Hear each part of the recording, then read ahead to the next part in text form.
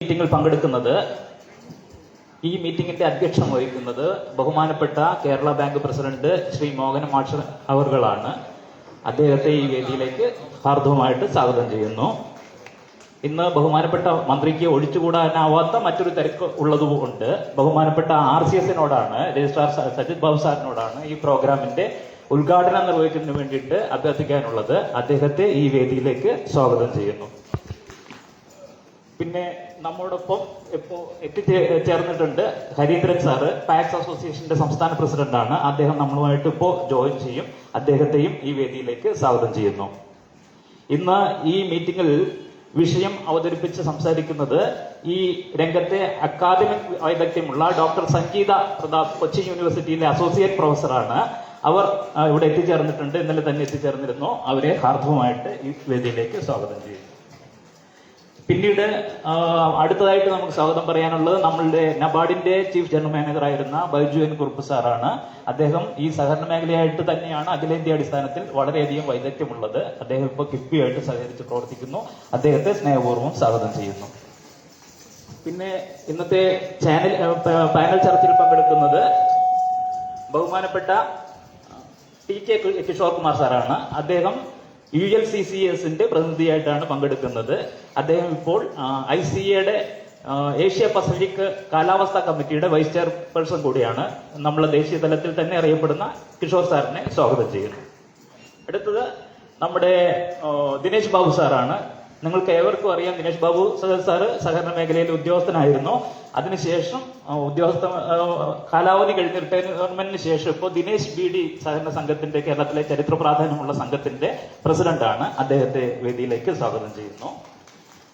പിന്നീട് നമ്മുടെ ഒപ്പം സംസാരിക്കുന്നത് KCS നമ്പ്യാർ സാറാണ്. അഞ്ചരക്കണ്ടി ഫാർമേഴ്സ് സർവീസ് സഹകരണ ബാങ്കിന്റെ ഡയറക്ടറാണ്. ഈ അഞ്ചരക്കണ്ടി ബാങ്കിനെ ദേശീയ തലത്തിലേക്ക് തന്നെ ഖ്യാതി ഉയർത്തുന്നതിൽ വലിയ പങ്കുവഹിച്ചിട്ടുള്ള വ്യക്തിയാണ്. അദ്ദേഹത്തെ സ്നേഹപൂർവ്വം സ്വാഗതം ചെയ്യുന്നു. ഈ ദിവസം ഇവിടെ എത്തിച്ചേർന്നിട്ടുള്ള പ്രമുഖ സഹകാരികളായിട്ടുള്ള നിങ്ങൾ ഓരോരുത്തരെയും ഹൃദയത്തിന്റെ ഭാഷയിൽ സ്വാഗതം ചെയ്തുകൊണ്ട് ഈ പ്രോഗ്രാമിന് അധ്യക്ഷ പ്രസംഗം നടത്തുന്നതിന് വേണ്ടിയിട്ട് ബഹുമാനപ്പെട്ട മോഹന മാഷ് അവർകളെ ക്ഷണിച്ചുകൊള്ളുന്നു.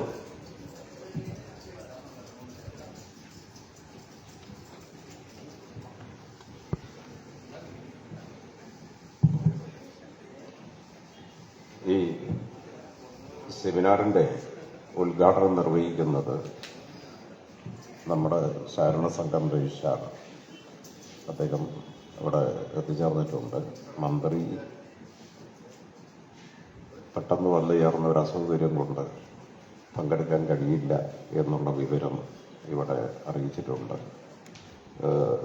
സഹകരണ സംഘം രജിസ്ട്രാർ അദ്ദേഹം ഈ സെമിനാർ ഉദ്ഘാടനം ചെയ്തുകൊണ്ട് സംസാരിക്കും.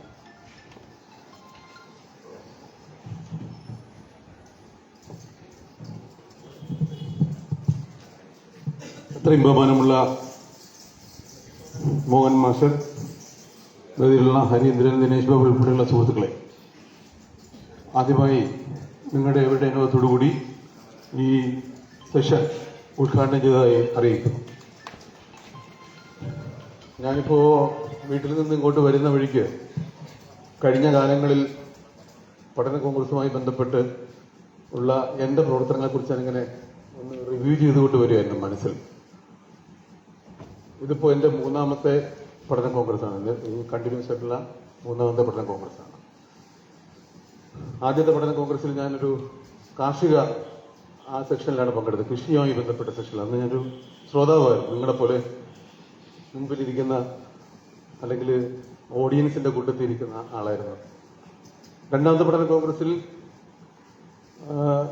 ഭൂമിയുമായി ബന്ധപ്പെട്ടുള്ള ഭൂമിയുടെ രാഷ്ട്രീയം എന്നുള്ള വിഷയത്തെക്കുറിച്ച് ഞാനൊരു പാനലിസ്റ്റായിരുന്നു. അന്ന് എൻ്റെ കൂടി ഗോവിന്ദൻ മാഷും ശ്രീ AK ബാലനുമായിരുന്നു. ഞങ്ങൾ മൂന്നുപേരാണ് ആ വിഷയം അവതരിപ്പിച്ചത്. ഇന്നിവിടെ വന്നപ്പോൾ യാദൃച്ഛികമായി ഈ സെഷൻ ഉദ്ഘാടനം ചെയ്യുന്ന തലത്തിലേക്ക് വന്നു. അപ്പോൾ എനിക്ക് ഉണ്ടായൊരു ട്രാൻസ്ഫോർമേഷൻ ഞാനിങ്ങനെ ആലോചിക്കായിരുന്നു. 3 പഠന കോൺഗ്രസുകളിൽ ഇങ്ങനെ 3 തലങ്ങളിൽ നിന്ന് ഞാൻ അറ്റൻഡ് ചെയ്യണം. അതുകൊണ്ട് തന്നെ വളരെ വ്യക്തിപരമായി വളരെയധികം സന്തോഷത്തിൽ കൂടിയാണ് ഞാൻ. കാരണം ആ ട്രാൻസ്ഫോർമേഷൻ ഇങ്ങനെ വന്നുകൊണ്ടിരിക്കുകയാണ്. ഇന്ന് നമ്മൾ സഹകരണത്തെക്കുറിച്ച് ചർച്ച ചെയ്യുമ്പോൾ നമുക്കറിയാം കേരളത്തിൽ സഹകരണ മേഖല എത്ര ശക്തമാണെന്ന് കൂടി പറയേണ്ട ആവശ്യമില്ല. കാരണം എന്നെക്കാളും വളരെ വലിയ രീതിയിലുള്ള സഹകരണ ഇടപെടൽ നടത്തിയിട്ടുള്ള ആൾക്കാരാണ് എൻ്റെ മുമ്പിലിരിക്കുന്നത്.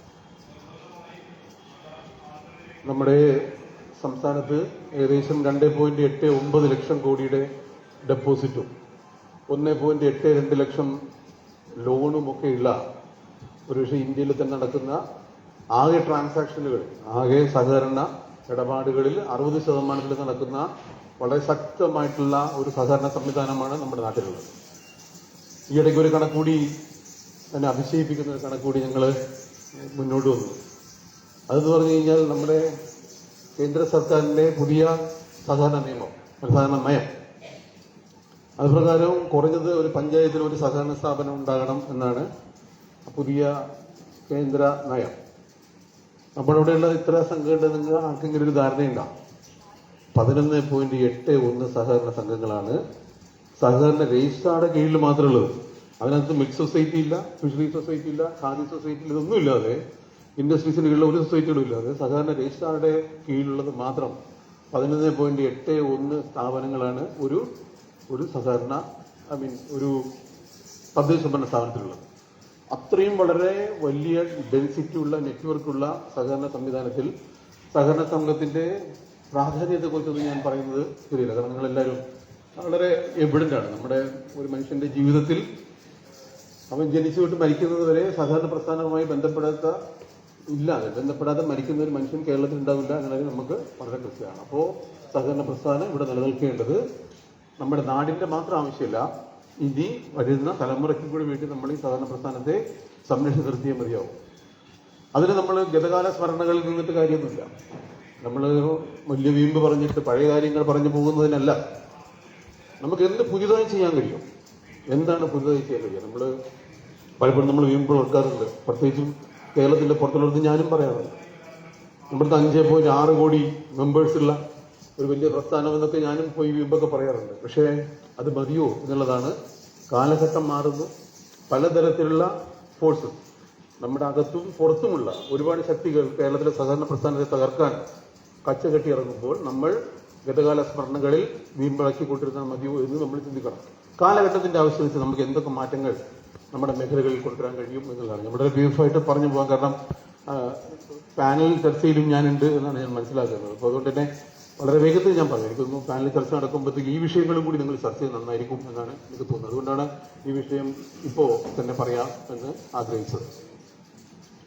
നമ്മുടെ കേരളത്തിൽ നമ്മുടെ സഹകരണ പ്രസ്ഥാനത്തിന്റെ മെമ്പർഷിപ്പ് ബേസ് നോക്കുകയാണെങ്കിൽ നമുക്ക് മനസ്സിലാവുക 3 സെക്ടറിലുള്ള ആൾക്കാർ ഇപ്പോഴും സഹകരണ പ്രസ്ഥാനത്തിന്റെ അടുത്തേക്ക് വന്നിട്ടില്ല. അതിലൊന്ന് സ്ത്രീകളാണ്. നമുക്ക് ഒരുപാട് വനിതാ സഹകരണ സംഘങ്ങളൊക്കെ ഉണ്ട്. പക്ഷേ പുരുഷന്മാർ ഇടപെടുന്ന രീതിയിൽ സ്ത്രീകൾ സഹകരണ പ്രസ്ഥാനത്തിൽ ഇടപെടുന്നുണ്ടോ എന്ന് നമ്മൾ കൃത്യമായി നോക്കുക. 2 യുവജനങ്ങളാണ്. ഒരു കണക്ക് നോക്കുമ്പോൾ 60% നമ്മുടെ സഹകരണ അംഗങ്ങൾ അല്ലെങ്കിൽ സഹകാരികൾ 60 വയസ്സിന് മേളിലുള്ള ആൾക്കാരാണ്. കണക്ക് വളരെ ഞെട്ടിക്കുന്ന കണക്കാണ്. എന്ന് വെച്ചാൽ പുതുതലമുറ സഹകരണ പ്രസ്ഥാനത്തൊട്ട് അടുത്ത് വരുന്നില്ല. മൂന്നാമതൊരു വളരെ പ്രശ്നമുള്ളൊരു സംഗതി പ്രവാസികളാണ്. ഏകദേശം 38.5 ലക്ഷം വരുന്ന പ്രവാസികളിൽ എത്ര പേർ സഹകരണ പ്രസ്ഥാനവുമായിട്ട് ചേർന്ന് പ്രവർത്തിക്കുന്നുണ്ട്? ഈ 3 മേഖലയിലുള്ള ആൾക്കാരെ നമ്മുടെ പ്രസ്ഥാനത്തോട് ചേർത്ത് നിർത്തേണ്ടത് വളരെ വളരെ പ്രധാനപ്പെട്ട, കാരണം ഇൻഡിസ്പെൻസിബിൾ എന്ന് വേണമെങ്കിൽ പറയാൻ പറ്റുന്ന രീതിയിലുള്ള ഒരു 3 സെക്ടറിലുള്ള ആൾക്കാരാണ്. നമുക്കെങ്ങനെ ഈ 3 സെക്ടറിലുള്ള ആൾക്കാരെ നമ്മുടെ പ്രസ്ഥാനത്തിലേക്ക് കൊണ്ടുവരാം, അല്ലെങ്കിൽ എങ്ങനെ നമുക്ക് ചേർത്ത് നിർത്താം എന്നുള്ളതാണ് നമ്മൾ നല്ല രീതിയിൽ ചർച്ച ചെയ്യേണ്ട വിഷയം. ഞാനതാ പറഞ്ഞത്, ഭാവിയിലേക്ക് എന്താണ് നമ്മൾ ചെയ്യേണ്ടത്. സഹകരണ വകുപ്പ് ഈ 3 കാര്യങ്ങൾ മനസ്സിൽ വെച്ചുകൊണ്ട് ചില നടപടികൾ ഇപ്പോൾ അടുത്ത കാലത്ത് നമ്മൾ എടുത്തു തുടങ്ങിയിട്ടുണ്ട്. അതിൽ ഏറ്റവും പ്രധാനം, സ്ത്രീകൾക്ക് വേണ്ടി നമ്മളൊരു തൊഴിൽ പദ്ധതി ആരംഭിച്ചിട്ടുണ്ട്. സഖി എന്നാണ് ഞങ്ങൾ അനുവദിക്കുന്ന പേര്, സഖി. ഈ സഖി പദ്ധതിയുടെ ഭാഗമായി 25 വയസ്സിനും 40 ഇടയ്ക്കുള്ള സ്ത്രീകൾക്ക്, തൊഴിൽരഹിതരായ സ്ത്രീകൾക്ക് അവരെ തൊഴിൽ കിട്ടാൻ വേണ്ടിയിട്ടുള്ള അവർക്ക് വേണ്ടിയിട്ടുള്ള സ്കിൽ അപ്ഗ്രഡേഷൻ അല്ലെങ്കിൽ സാങ്കേതിക പരിജ്ഞാനം നൽകുക എന്നുള്ളതാണ് നമ്മൾ ആ പദ്ധതി കൊണ്ട് ഉദ്ദേശിച്ചിട്ടുള്ളത്. അതിന്റെ ഭാഗം നമ്മൾ പുതിയ ട്രെയിനിങ് പ്രോഗ്രാം ആരംഭിച്ചിട്ടുണ്ട് എല്ലാ ജില്ലയിലും. ആദ്യത്തെ ട്രെയിനിങ് പ്രോഗ്രാം ഇവിടെ തിരുവനന്തപുരത്ത് നെല്ലിമൂട് വനിതാ സഹകരണ സംഘത്തിൽ ആരംഭിച്ചിട്ടുണ്ട്. 30 സ്ത്രീകളുടെ ഒരു ബാച്ചിനെ നമ്മൾ പ്രസൂതി തന്ത്രം എന്ന് പറയുന്നിട്ടുള്ള ആയുർവേദത്തിലെ നിയോനെറ്റൽ കെയർ അല്ലെങ്കിൽ പോസ്റ്റ് നേറ്റൽ കെയർ നമ്മുടെ പ്രസവ ശുശ്രൂഷയുടെ ഭാഗമായിട്ടുള്ള സ്ത്രീകളെ 250 മണിക്കൂർ നീണ്ടു നിൽക്കുന്ന ഒരു ട്രെയിനിങ് പ്രോഗ്രാം നടത്തി അവർക്ക് ആയുഷിന്റെ സർട്ടിഫിക്കേഷനോട് കൂടി ഓതറൈസ്ഡ് ആയിട്ടുള്ള നിയോനെറ്റൽ കെയർ മെയ്ഡ്സ് എന്ന് വേണമെങ്കിൽ പറയാം, നിയോനെറ്റൽ മെയ്ഡ്സ് ആക്കി മാറ്റാൻ വേണ്ടിയിട്ടുള്ള പരിശീലനം അന്തിമഘട്ടത്തിലാണ്. ഉടൻ തന്നെ അവർക്ക് സർട്ടിഫിക്കറ്റ് നൽകിക്കൊണ്ട് അവർക്ക് പുതിയ മേഖലയിലേക്ക് പോകാനുള്ള സാഹചര്യം ഒരുക്കുക. എന്തുകൊണ്ടാണ്, എങ്ങനെ ആ പദ്ധതിയെക്കുറിച്ച് നമ്മൾ മനസ്സിലേക്ക് വന്നു എന്ന് പറഞ്ഞാൽ ചില പത്ര റിപ്പോർട്ടുകളാണ്. നിങ്ങൾ വളരെ ഷോക്കിംഗ് ആയിട്ടുള്ള ചില പത്ര റിപ്പോർട്ടുകളുണ്ടാകും. അമ്മ ജനിച്ച ഉടനെ കുഞ്ഞുങ്ങളെ കൊല്ലുകയാണ് കേരളത്തിൽ. അങ്ങനെ നമ്മൾ പോസ്റ്റ് പാർട്ടം ഡിപ്രഷൻ എന്ന് പറയാം, PPD, പോസ്റ്റ് പാർട്ടം ഡിപ്രഷൻ. അമ്മമാര് സ്വന്തം കുഞ്ഞുങ്ങളെ കൊല്ലുകയാണ്. നിങ്ങളെ നോക്കുകയാണെങ്കിൽ മനസ്സിലാവും എന്തുകൊണ്ടാണ് അങ്ങനെ കൊല്ലുന്നത്. കൊല്ലുന്ന പറഞ്ഞാല് നമ്മൾ കൂടുതൽ എൻ്റെ സൈക്കോളജി പഠിച്ചു കഴിഞ്ഞാൽ മനസ്സിലാവുക, നമ്മുടെ ന്യൂക്ലിയർ കുടുംബങ്ങളിൽ ഒരു കുഞ്ഞ് ഗർഭിണിയായി അവർക്ക് പ്രസവിക്കാൻ സമയമാകുമ്പോൾ അമ്മയുടെ കെയർ കൃത്യമായിട്ട് കിട്ടുന്നില്ല, അല്ലെങ്കിൽ ഭർത്താവിന്റെ കെയർ കൃത്യമായി കിട്ടുന്നില്ല. അപ്പോൾ അവർക്ക് ഒരു ലോൺലിനെസ് ഫീൽ ചെയ്യുന്നുണ്ട്. ലോൺലിനെസ്, ഞാൻ എന്തിനും ഈ പ്രസവിക്കുന്നതുകൊണ്ടാണല്ലോ ഈ പ്രശ്നം ഉണ്ടാകുന്നത് എന്ന് പറഞ്ഞിട്ട് കുഞ്ഞുങ്ങളെ കൊല്ലുകയാണ്. പോസ്റ്റ് പാർട്ടം ഡിപ്രഷൻ എന്നാണ് അതിന്റെ പേര്. ഈ പോസ്റ്റ് പാർട്ടം ഡിപ്രഷൻ ഒരു വലിയ പ്രശ്നമാണ്. അതിന്റെ ഒപ്പം തന്നെയാണ് നമുക്കറിയാം മിക്ക കുടുംബങ്ങളിലും ഒരു ആണും പെണ്ണും കുട്ടി ഉണ്ടാവും. പെൺകുട്ടിയെ ചിലപ്പോ കാനഡയിലേക്കോ അമേരിക്കയിലേക്കോ കല്യാണം കഴിച്ചിട്ട് പോകും. പ്രസവിക്കാൻ സമയമാകുമ്പോൾ അമ്മയെ ഇവിടെ നിന്ന് വിളിക്കുക. ഇവിടെ ഒരു അച്ഛനും ഒരു മോനും ഉണ്ട്, അമ്മയ്ക്ക് പോകാൻ കഴിയില്ല. അങ്ങനെ കുടുംബങ്ങളിൽ പ്രശ്നങ്ങൾ ഉണ്ടാകും. ഈ പ്രശ്നങ്ങളൊക്കെ നമ്മുടെ കുടുംബ ബന്ധങ്ങളിലുള്ള പ്രശ്നങ്ങൾ പരിഹരിക്കുന്നതിന് എന്തെങ്കിലും ഒരു സഹകരണ ഇടപെടൽ സാധ്യമാകുമോ എന്നുള്ള കാഴ്ചപ്പാട് കൊണ്ടാണ് നമ്മൾ സഖി എന്നൊരു പദ്ധതി ഈ പ്രസൂതി തന്ത്രം പഠിപ്പിച്ച് സ്ത്രീകളെ ഇത് ഒരു തൊഴിലാളിയേക്ക് മാറ്റാൻ വേണ്ടി കഴിയും. പിന്നെ ഒരു ഡിഗ്നിഫൈഡ് ആയിട്ടുള്ള തൊഴിലാളിയേക്ക് മാറ്റാൻ പറ്റും എന്നുള്ളതാണ് ഇതുകൊണ്ട് നമ്മൾ ഉദ്ദേശിക്കുന്നത്. ഇനി കോപ്പ് കണക്ട് ഒരു ആപ്പ് കൂടി വരുന്നുണ്ട്. ആ ആപ്പ് കൂടി വരുന്നുണ്ട്. നിങ്ങൾക്ക് വീട്ടിൽ എന്തെങ്കിലും ഇതുപോലെ ആവശ്യമുണ്ടെങ്കിൽ അവർക്ക് കേരളത്തിൽ എവിടെ നിന്ന് വേണമെങ്കിലും അവരെ നേരിട്ട് വിളിച്ച് അവരെ നിങ്ങൾക്ക് എംപ്ലോയ് ചെയ്യാൻ വേണ്ടി കഴിയും. ആ രീതിയിലുള്ള സംവിധാനം നമ്മൾ ചെയ്യണം. അപ്പൊ സ്ത്രീകളെ കൂടുതൽ ഈ രീതിയിൽ സമൂഹത്തിന്റെ നന്മയ്ക്ക് വേണ്ടി ഉപയോഗിച്ചുകൊണ്ട് നമ്മുടെ പ്രസ്ഥാനത്തിൽ ചേർത്തിട്ട് ഒന്നു പോരാ. അപ്പൊ അതാണ് ഇങ്ങനത്തുള്ള സെമിനാറുകളിൽ കൂടുതൽ മേഖലകളിൽ നമുക്ക് എങ്ങനെ സ്ത്രീകളുടെ അവരുടെ സാന്നിധ്യം എങ്ങനെ ഉറപ്പുവരുത്താൻ കഴിയും എന്നതിനെ കുറിച്ച് നമ്മൾ ചർച്ച ചെയ്യേണ്ടത്. രണ്ടാമത് നമ്മൾ ചെയ്തിട്ടുള്ളൊരു പ്രവാസികൾക്ക് വേണ്ടി നമ്മളൊരു പദ്ധതി ഉണ്ടാക്കിയിട്ടുണ്ട്. ഞാൻ നേരത്തെ പറഞ്ഞ ഏകദേശം 38.5 ലക്ഷം പ്രവാസികൾ കേരളത്തിലുണ്ട്. ഏകദേശം 75,000 കോടി രൂപയാണ് പ്രവാസികൾ കേരളത്തിലേക്ക് അവരുടെ റെമിറ്റൻസുകളായി ഒരു വർഷം അയക്കുന്നത്. അതിൽ എത്ര കോടി രൂപ നമ്മുടെ സഹകരണ പ്രസ്ഥാനത്തിലേക്ക് വരുന്നുണ്ട്? വെറുതെ എന്ത് ചോദിച്ചു നോക്കുക, വളരെ വളരെ കുറവാണ്. 5,000 കോടി രൂപ പോലും സഹകരണ പ്രസ്ഥാനത്തിലേക്ക് ഈ 75,000 കോടി ഒന്നും വരുന്നില്ല. നമ്മൾ എന്ത് ചെയ്തു? സഹകരണ മേഖല ഇതുവരെ എന്ത് ചെയ്തു? നമ്മളൊന്നും ചെയ്തിട്ടില്ല എന്നുള്ളത് നമുക്ക് വളരെ എവിഡന്റ് ആണ്. ഒന്നും ചെയ്തിട്ടില്ല. അതുകൊണ്ട് എന്താ സംഭവിക്കുക?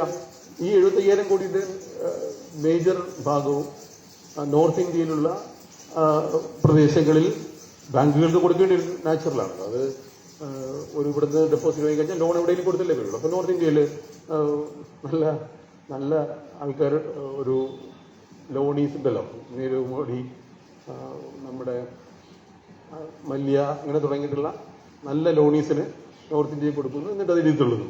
അപ്പൊ ഈ രീതിയിൽ നമ്മുടെ കേരളത്തിൽ ഉൽപാദന പ്രവർത്തനത്തിൽ ഉപയോഗിക്കേണ്ട പ്രവാസികളുടെ ഡെപ്പോസിറ്റുകൾ ഡൈവേർട്ട് ചെയ്യപ്പെടുന്നു. അതിനെങ്ങനെ നമുക്ക് കേരളത്തിൽ പിടിച്ചെടുക്കാൻ കഴിയും? ആ ചിന്തയിൽ നിന്നാണ് നമ്മൾ പുതിയ പദ്ധതി ആലോചിച്ചത്. ആ പദ്ധതി POT എന്നാണ് ഞങ്ങൾ അതിന്റെ പദ്ധതിയുടെ പേര്, പ്ലാൻ ഓപ്പറേറ്റ് ആൻഡ് ട്രാൻസ്ഫർ. അതിലെന്താ സംഭവിക്കുക? നമ്മൾ നോക്കിക്കഴിഞ്ഞാൽ മനസ്സിലാവും, പത്തനംതിട്ട, അതെല്ലാം കോട്ടയം പോലുള്ള ജില്ലകളുടെ മലയോര പ്രദേശങ്ങളിൽ വലിയ ലാൻഡ് മാസസ് ഉണ്ട്. 5 ഏക്കർ 2 ഏക്കർ 3 ഏക്കർ ആ രീതിയിലുള്ള വലിയ ലാൻഡ് മാസസ് ഉള്ള സ്ഥലങ്ങളിൽ ഒരു വലിയ വീട് കാണും, ഒരു വയസ്സായ അച്ഛനും അമ്മയും ഉണ്ടാവും, പിന്നെ അവിടെ ഒരു പട്ടി ഉണ്ടാവും. അത് കഴിഞ്ഞിട്ട് ഈ സ്ഥലങ്ങൾ മുഴുവൻ ഇങ്ങനെ കിടക്കുകയാണ്. അവിടെ വലിയ രീതിയിലുള്ള കാട്ടുപന്നിയും മയിലും ഉൾപ്പെടെയുള്ള വന്യമൃഗങ്ങൾ നാട്ടിലേക്ക് ഇറങ്ങുന്ന ഒരു സാഹചര്യം ഉണ്ടാക്കുകയാണ്. അപ്പൊ അവിടെ എന്ത് സഹകരണ പ്രവർത്തനം ചെയ്യാൻ കഴിയും? അപ്പോൾ നമ്മളൊരു ഉണ്ടാക്കിയ പദ്ധതി, ആ പദ്ധതി പ്രകാരം ആ ഭൂമിയും ആ കുടുംബത്തെയും കൂടി സഹകരണ പ്രസ്ഥാനം ഏറ്റെടുക്കുന്ന ഒരു സംവിധാനം. അതുകൊണ്ട് എന്താ സംഭവിക്കുക? നമ്മുടെ സഹകരണ പ്രസ്ഥാനങ്ങൾ ഇപ്പോൾ തന്നെ ജെറിയാട്രിക് കെയർ, പാലിയേറ്റീവ് കെയർ തുടങ്ങിയ പ്രവർത്തനങ്ങൾ കൊടുക്കുന്നുണ്ട്. എന്തുകൊണ്ട് ആ പാലിയേറ്റീവ് ജെറിയാട്രിക് കെയർ പ്രവർത്തനങ്ങൾ കൂടെ സംയോജിപ്പിച്ചുകൊണ്ട് ആ കുടുംബത്തോടെ നമ്മൾ ഏറ്റെടുക്കുകയാണ്. അപ്പോ പ്രവാസി അവന്റെ അച്ഛനും അമ്മയും ഇവിടെ സേഫ് ആണ് എന്നുള്ള രീതിയിലുള്ള ഒരു ഫീലിംഗോട് കൂടി പ്രവാസിക്ക് അന്തസ്സായി അല്ലെങ്കിൽ സമ്മാനത്തോടു കൂടി മറ്റ് കേരളത്തിന് പുറത്ത് ജോലി ചെയ്തുകൊണ്ട് അവർക്ക് ഇങ്ങോട്ട് സാമ്പത്തികം അയക്കാൻ വേണ്ടി കഴിയും. അപ്പോൾ സഹകരണ മേഖല അങ്ങനെ എടുക്കുന്ന പ്രദേശങ്ങളിൽ ഏറ്റവും ഹൈ വാല്യൂ ഫ്രൂട്ട്സ്, നമുക്കറിയാം പുതിയ തലമുറ എക്സോട്ടിക് ഫ്രൂട്ടുകളുണ്ട്. Rambutan, mangosteen, dragon fruit, avocado തുടങ്ങിയിട്ടുള്ള ഒരുപാട് പുതിയ ജനറേഷൻ മരങ്ങളുണ്ട്. ആ മരങ്ങൾ വെച്ച് പിടിപ്പിച്ച് 10 വർഷം വരെ അല്ലെങ്കിൽ 12 വർഷം വരെ അതിന്റെ വിളവെടുത്ത ശേഷം ഈ പ്രവാസി തിരിച്ചു വരുമ്പോൾ തോട്ടത്തോടുകൂടി തിരിച്ചു കൊടുക്കുന്ന പദ്ധതിയാണ് ഞങ്ങൾ പ്ലാന്റ് ഓപ്പറേറ്റ് ആൻഡ് ട്രാൻസ്ഫർ എന്ന പദ്ധതി. നമ്മൾ ഏറ്റെടുക്കുന്നു, കൃഷി ചെയ്യുന്നു, 10-12 വർഷം സംഘം കൃഷി ചെയ്യുന്നു. സംഘം കൃഷി ചെയ്യുന്നതിനോടൊപ്പം തന്നെ അവരുടെ അച്ഛനും അമ്മയും കൂടി നമ്മൾ നോക്കുന്നുണ്ട്. ജെറിയാട്രിക് കെയർ പാലിയേറ്റീവ് കെയറിന്റെ ഭാഗമായി അവർ നോക്കുന്നു. പ്രവാസി തിരിച്ചു വരുമ്പോൾ ഈ വിളവ് കിട്ടുന്ന ഒരു തോട്ടം പ്രവാസിക്ക് നമ്മൾ സൗജന്യമായി കൊടുക്കുകയാണ്. അങ്ങനെ കൊടുക്കുമ്പോൾ എന്താ സംഭവിക്കുക? തിരിച്ചു വരുന്ന പ്രവാസിക്ക് സ്ഥിരമായിട്ടൊരു വരുമാനം കിട്ടുന്ന ഒരു പദ്ധതിയായി അത് മാറും. സഹകരണ പ്രസ്ഥാനത്തിന് ഒരു കൂടുതൽ എന്താ ചെയ്യാൻ കഴിയും? അപ്പൊ ഇങ്ങനെ നമ്മൾ ചെയ്യുമ്പോൾ എന്താ സംഭവിക്കുക? ഈ പ്രവാസിക്ക് തിരിച്ചു വരുമ്പോൾ ഒരു വരുമാന മാർഗം, ഒപ്പം തന്നെ നമ്മളൊരു ലോങ് ലാസ്റ്റിംഗ് ബിൽഡിംഗ്, അല്ലെ ഒരു റിലേഷൻഷിപ്പ് ബിൽഡ് ചെയ്യുക. ലോങ് ലാസ്റ്റിംഗ് എന്ന് പറഞ്ഞാൽ ഒരു അച്ഛനും അമ്മയും ഒരു സഹകരണ പ്രസ്ഥാനം നോക്കുകയാണെങ്കിൽ തീർച്ചയായിട്ടും അവൻ ഏതെങ്കിലും നാഷണലൈസ് ബാങ്കിൽ ഡെപ്പോസിറ്റ് ചെയ്യുമ്പോൾ ആലോചിക്കും, എന്തുകൊണ്ട് സഹകരണ മേഖലയ്ക്ക് എനിക്ക് കുറച്ച് ഡെപ്പോസിറ്റ് കൊടുത്തിടാം എന്ന് ചിന്തിക്കും. അപ്പൊ ആ രീതിയിൽ ഒരു റിലേഷൻഷിപ്പ് ബിൽഡ് ചെയ്തുകൊണ്ട് നമ്മൾ മുന്നോട്ട് പോകുന്ന ഒരു സംവിധാനം നമ്മൾ ഒരുക്കിയിട്ടുണ്ട്. പത്തനംതിട്ടയിൽ 85 ഏക്കറിൽ അതിന്റെ കൃഷി നമ്മൾ ആരംഭിച്ചിട്ടുണ്ട്. 85 ഏക്കറിൽ ഈ രീതിയിലുള്ള POT പദ്ധതിയുടെ പ്രകാരമുള്ള പദ്ധതിയുടെ പ്രവർത്തനങ്ങൾ നമ്മൾ ആരംഭിച്ചിട്ടുണ്ട്. ഇനി മൂന്നാമത്തെ സെക്ടറാണ് നമ്മുടെ യുവജനങ്ങൾ. യുവതയെ എങ്ങനെ നമ്മുടെ കൂട്ടത്തിൽ കൊണ്ടുവരാൻ വേണ്ടി നമ്മൾ യുവ സഹകരണ സംഘങ്ങൾ കഴിഞ്ഞ കാലഘട്ടത്തിൽ ആരംഭിച്ചത്. പക്ഷെ വളരെ 2 സംഘങ്ങൾ വെച്ച് കേരളത്തിലെ യുവജന സംഘങ്ങളൊന്നും നന്നായി പ്രവർത്തിക്കുന്നില്ല എന്നുള്ളതാണ് യാഥാർത്ഥ്യം.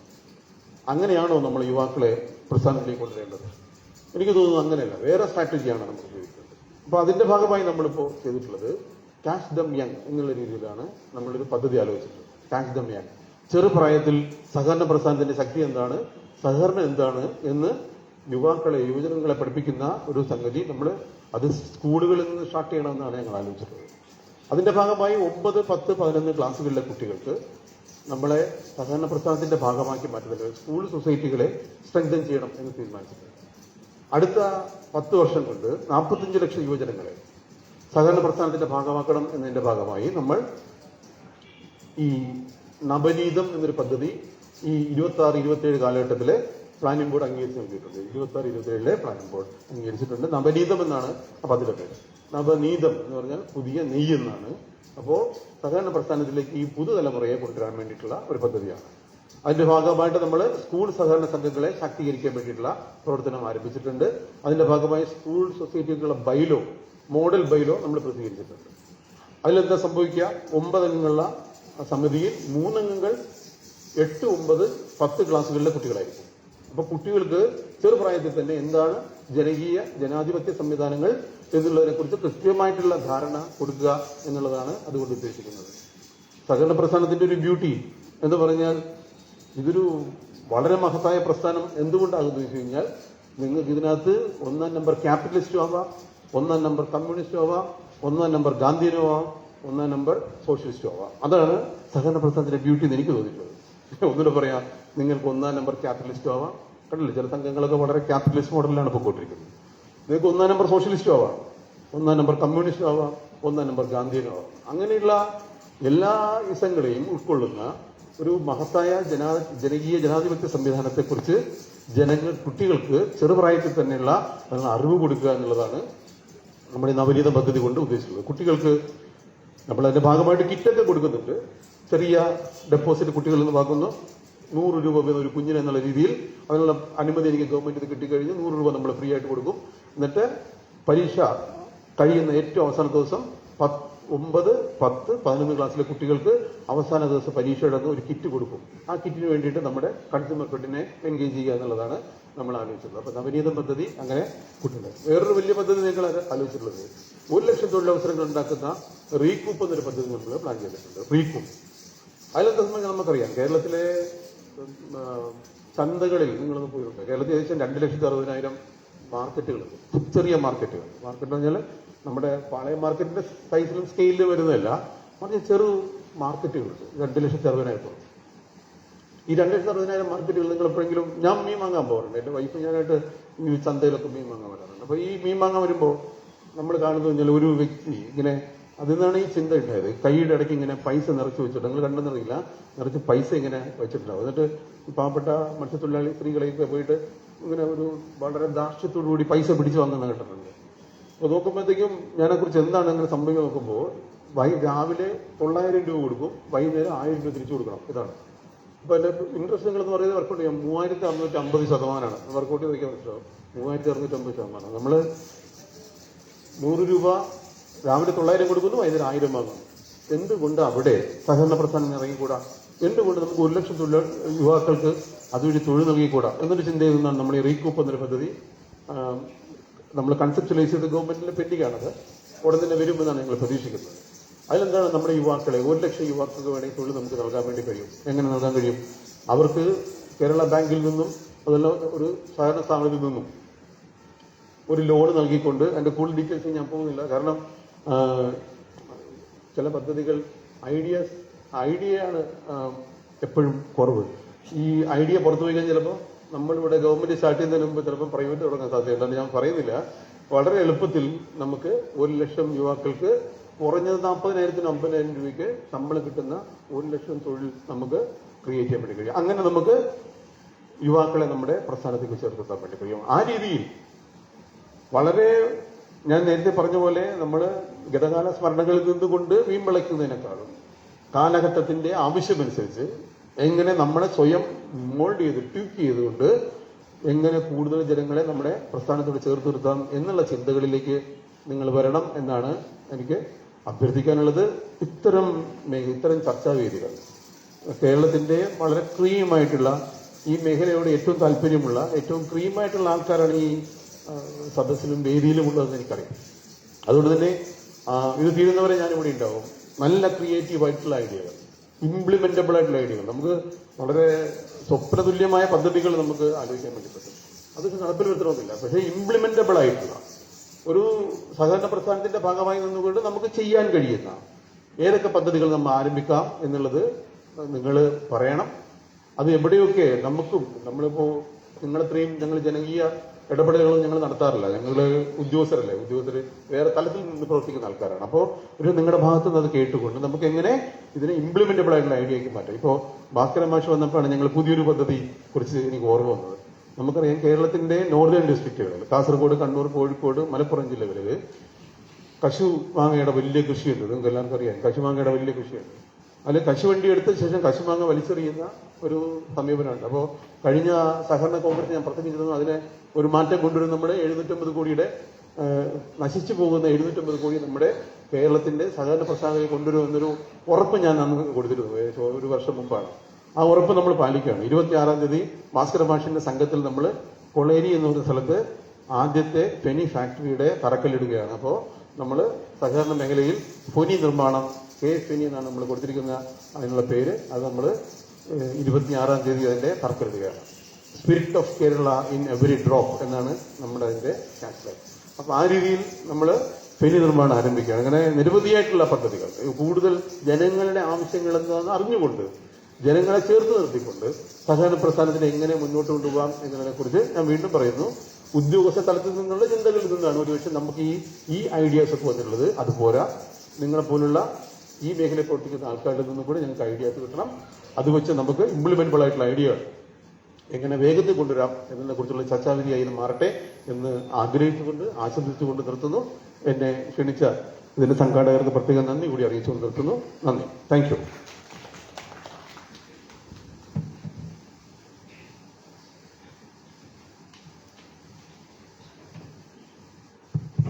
ഈ സെമിനാറിന്റെ ഉദ്ഘാടനം നിർവഹിച്ചിട്ടുള്ള സഹകരണ സംഘം രജിസ്ട്രാർ ഡോക്ടർ സജീവ് ബാബു വരിയേഴ്സ്, ഈ സെമിനാറിൽ പങ്കാളികളാകുന്ന പ്രമുഖ വ്യക്തിത്വങ്ങൾ, പ്രിയപ്പെട്ട സഹകാരികളെ, സുഹൃത്തുക്കളെ,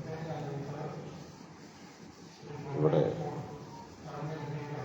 തെരഞ്ഞ ചാരിതാർത്ഥത്തോടു കൂടിയാണ് കേരള ബാങ്കിന്റെ പ്രതിനിധി എന്നുള്ള നിലയിൽ ഞാനിവിടെ പങ്കെടുക്കുന്നു. ഇതുപോലൊരു പഠന കോൺഗ്രസിൽ ഉരുത്തിരിഞ്ഞു വന്ന ആശയത്തിൻ്റെയും നിർദ്ദേശത്തിൻ്റെയും എല്ലാം പിൻബലത്തിലാണ് കേരളത്തിൽ റീടയർ സംവിധാനം എന്നതിൽ നിന്ന് കുറച്ചുകൂടി ഏകീകരണവും ഫലപ്രദമായ ഇടപെടലും സാധ്യമാവുന്ന വിധത്തിൽ ദ്വിതല സംവിധാനത്തിലേക്ക് മാറി വന്നിട്ടുണ്ട്. ഇന്നിപ്പോൾ ഇവിടെ കേരളത്തിലെ സഹകരണ പ്രസ്ഥാനം മറ്റ് രാജ്യത്ത് ഏതൊരു സംസ്ഥാനത്തും കേന്ദ്രഭരണ പ്രദേശത്തുമെല്ലാം ഉള്ളതിൽ നിന്നും വ്യത്യസ്തമായി അതിവിപുലവും അതുപോലെ തന്നെ എല്ലാ വിഭാഗം ജനങ്ങളുമായി ആത്മബന്ധം സ്ഥാപിക്കാൻ കഴിഞ്ഞിട്ടുള്ള ഒരു ജനകീയ പ്രസ്ഥാനമായി മാറിയിട്ടുണ്ട്. ഇവിടുത്തെ സഹകരണ മേഖലയുടെ ഏറ്റവും പ്രധാനപ്പെട്ട സവിശേഷത ജനങ്ങൾ തന്നെയാണ് ഇതിൻ്റെ ഉടമാവകാശികൾ എന്നുള്ളതാണ്. അത്രത്തോളം വിപുലമായിട്ടുണ്ട്. സഹകരണ മേഖലയുമായി ഒരു തരത്തിലല്ലെങ്കിൽ മറ്റൊരു തരത്തിൽ ബന്ധപ്പെടാത്ത ഏതെങ്കിലും ഒരു കുടുംബം കേരളത്തിലുണ്ടെന്ന് നമുക്ക് കരുതാനാവില്ല.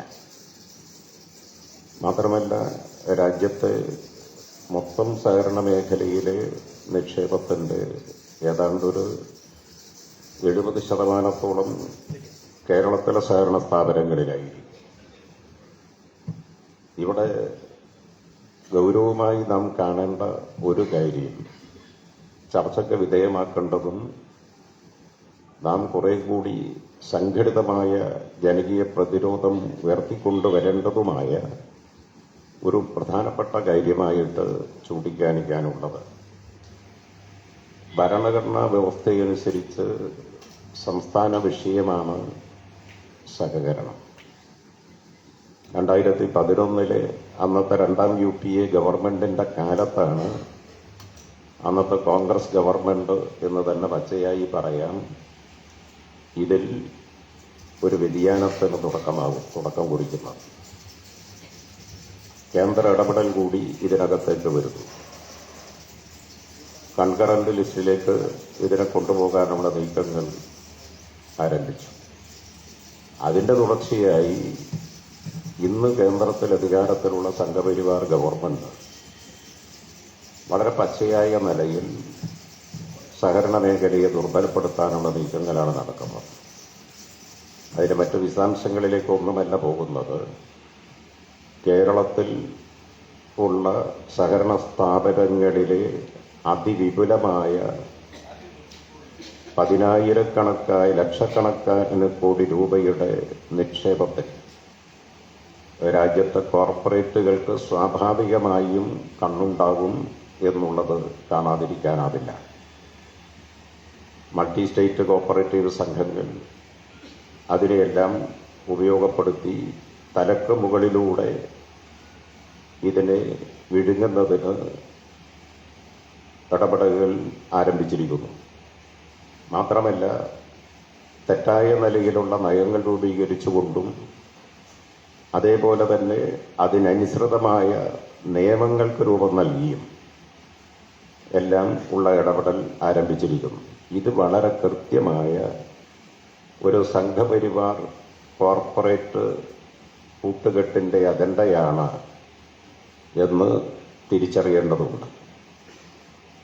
ഗുജറാത്തിലെയൊക്കെ വിപുലമായിരുന്ന ഒരു ഘട്ടത്തിൽ അവിടുത്തെ കുറച്ചുകൂടി നമ്മുടെ അത്രയൊന്നും ഇല്ലെങ്കിലും അവിടുത്തെ സഹകരണ പ്രസ്ഥാനത്തെ സ്ഥാപനങ്ങളെ ദുർബലപ്പെടുത്തിക്കൊണ്ടും കൈയടക്കിക്കൊണ്ടുമാണ് ഗുജറാത്തിൽ വർഷങ്ങൾക്ക് മുമ്പ് സംഘപരിവാർ മേധാവിത്വം പുലർത്തിയത് എന്നുള്ള അനുഭവം കൂടി പരിശോധിക്കുമ്പോൾ വിലയിരുത്തുമ്പോൾ ഇടതുപക്ഷത്തെ ദുർബലപ്പെടുത്തുന്നതിന് കൂടിയുള്ള മറ്റൊരു വഴിയിലും സാധ്യമാവാത്തത് ഇതിനെ കൂടി പ്രയോജനപ്പെടുത്തി ആ അജണ്ട പ്രാവർത്തികമാക്കാനുള്ള നീക്കവും ഇതിന്റെ പിന്നിലുണ്ടോ എന്ന ഗൗരവമേറിയ പരിശോധനയും അതിനനുസൃതമായ ഇടപെടലും പ്രതിരോധവും നമ്മുടെ ഭാഗത്തുനിന്ന്, നാടിന്റെ ഭാഗത്തുനിന്ന് ഉയർത്തിക്കൊണ്ടുവരേണ്ടതുണ്ട്. ഇവിടെ കേരളത്തിലെ സഹകരണ പ്രസ്ഥാനം ഇന്ന് ജനജീവിതത്തിന്റെ ഭാഗമാണ്. ഇവിടെ ഉദ്ഘാടനം ചെയ്തുകൊണ്ട് ഗവൺമെന്റിന്റെ ഭാഗത്തുനിന്ന് കൂടിയുള്ള പ്രവൃത്തിയാണ് RCS. അദ്ദേഹം ചില കാര്യങ്ങൾ ഇവിടെ ചൂണ്ടിക്കാണിക്കുകയുണ്ടായി. ഇന്ത്യയിൽ ആദ്യമായ ഒരു സഹകരണ നയം ആവിഷ്കരിച്ചിട്ടുള്ള സംസ്ഥാനമാണ് കേരളം. മാത്രമല്ല, കാലാനുസൃതമായ മാറ്റങ്ങൾ സഹകരണ നിയമത്തിൽ വരുത്തിക്കൊണ്ട് കുറെ കൂടി ഫലപ്രദവും ജനകീയവുമാക്കി മാറ്റുന്നതിന്, ഇതിനെ ശക്തിപ്പെടുത്തുന്നതിന് ഉള്ള ഇടപെടലും വളരെ ദ്രുതഗതിയിൽ നടന്നു വരികയാണ്. അങ്ങനെ വരുമ്പോൾ പുതിയ കാലത്ത് നമ്മൾ ഇന്നുള്ള എല്ലാ മുന്നേറ്റങ്ങളെയും വിലമതിക്കുമ്പോഴും അഭിമാനം കൊള്ളുമ്പോഴും ഇന്ന് ഈ മേഖലയിലുള്ള ചില പരിമിതികൾ നാം കണ്ടുപോകേണ്ടതുണ്ട്.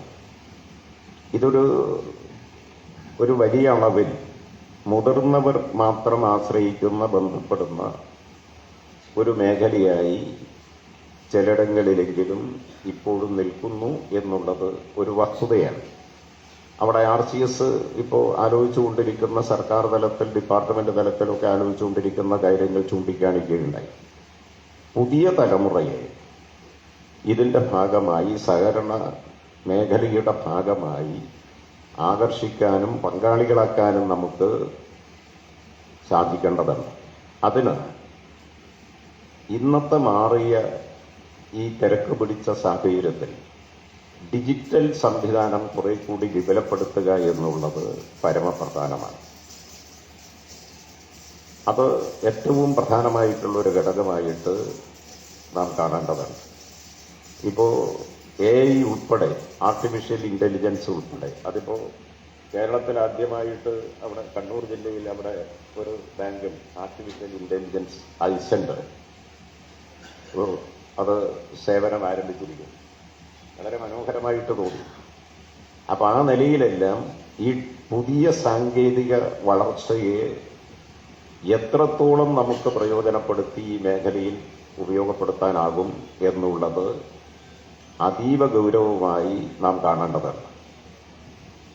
അതുപോലെ തന്നെ ഈ ഓൺലൈൻ ഇടപാടുകൾ കുറെ കൂടി ശക്തിപ്പെടുത്തുമ്പോഴാണ് പുതിയ തലമുറയെ നമുക്ക് ആകർഷിക്കാൻ കഴിയും. പുതിയ തലമുറയെ മാത്രമല്ല, വനിതകൾ, കേരളീയ സമൂഹത്തിലെ പകുതിയിലധികം വരുന്നവർ വനിതകളാണ്. പഴയതിൽ നിന്നും ഒരുപാട് ഇവിടെ പങ്കാളിത്തം ശക്തിപ്പെട്ടിട്ടുണ്ട്, വിപുലമായിട്ടുണ്ട് എന്നുള്ള യാഥാർത്ഥ്യമെല്ലാം അംഗീകരിക്കുന്നു. എന്നാൽ ഞാനതിൽ ചൂണ്ടിക്കാണിക്കുന്നത്, നമുക്കൊരു ചർച്ചക്ക് അതിലൂടെയാണല്ലോ ഒരു ഉരുത്തിരിഞ്ഞു വരിക. എനിക്ക് തോന്നുന്നു ഇതിലിപ്പോ ഭരണസമിതിയിലൊക്കെ വനിതകളുടെ പങ്കാളിത്തം ഉറപ്പുവരുത്തിയിട്ടുണ്ട്, യുവജനങ്ങളുടേതും ഉറപ്പുവരുത്തിയിട്ടുണ്ട്.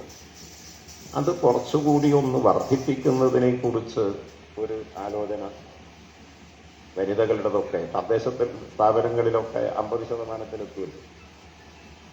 അത്രയില്ലെങ്കിൽ അതിന്റെ അടുത്തെങ്കിലും ഒരു ഘട്ടം എന്നുള്ള നിലയിൽ നമുക്ക് ആലോചിക്കാവുന്നതാണ്. പ്രത്യേകിച്ച് ഈ കുടുംബശ്രീ സംവിധാനവുമെല്ലാം വിപുലപ്പെട്ട് അതിവിപുലമായൊരു പ്രസ്ഥാനമായി കേരളത്തിൽ കാൽനൂറ്റാണ്ട് കൊണ്ട് കുടുംബശ്രീ ശക്തിപ്പെട്ടു വന്നു. കേരളീയ സമൂഹത്തിൽ ഗ്രാമീണ തലങ്ങളിലൊക്കെ സമ്പൽഘടനയിലും സ്ത്രീ ശാക്തീകരണത്തിലുമെല്ലാം അതുണ്ടാക്കിയിട്ടുള്ള മാറ്റങ്ങളും ചലനങ്ങളും ചെറുതല്ല എന്നുള്ള യാഥാർത്ഥ്യം കൂടി കണ്ടുകൊണ്ട് നമുക്ക് ഈ മേഖലയിൽ മുമ്പോട്ട് പോകാനാകും. അതുപോലെ തന്നെ വായ്പേതര മേഖലകളിൽ ഇന്ന് പഴയതിനേക്കാളുമെല്ലാം ഏറെ സഹകരണ പ്രസ്ഥാനം ഇടപെടുന്നുണ്ട്. അത് പ്രധാനപ്പെട്ട ഒരു കാര്യമാണ്. അങ്ങനെ വരുമ്പോൾ അത്തരം മേഖലകളിൽ ഇപ്പോൾ ഈ സഹകരണ ആശുപത്രികൾ പരമപ്രധാനമായിട്ടുള്ളതാണ്. ഇന്നിപ്പോൾ ഒരു 100-200ഓളം, ഏതാണ്ട് 200ന്റെ അടുത്തുണ്ടാകും. പക്ഷേ ഏറ്റവും മാതൃകാപരമായ നിലയിൽ പ്രവർത്തിക്കുന്നത് അത്രത്തോളം ഉണ്ടാവില്ല. എന്നാലും അത് വിപുലപ്പെട്ടിട്ടുണ്ട്, നല്ല നിലയിൽ പ്രവർത്തിക്കുന്നുണ്ട്. അത് സ്വാഭാവികമായിട്ടും ഡിപ്പാർട്ട്മെന്റ് അത് ഒരു ആലോചന ഉണ്ടാകും എന്നാണ് കരുതുന്നത്. അങ്ങനെ വരുമ്പോൾ അതിൻ്റെ കൂടെ അത് കുറെ കൂടി ഫലപ്രദമാക്കുന്നതിന് എനിക്ക് തോന്നുന്നത് സാമൂഹ്യ പ്രതിബദ്ധതയുള്ള സഹകരണ മനോഭാവമുള്ള ഡോക്ടർമാരും ആരോഗ്യ പ്രവർത്തകരും ധാരാളമുള്ള ഒരു സ്റ്റേറ്റാണ് കേരളം. ഞാൻ ആ വാദം ഒന്നുകൂടി ആവർത്തിക്കും. സാമൂഹ്യ പ്രതിബദ്ധതയും സഹകരണ മനോഭാവവുമുള്ള അനേകം ഡോക്ടർമാരും അതുപോലെ തന്നെ ആരോഗ്യ പ്രവർത്തകരും കേരളത്തിലുണ്ട്.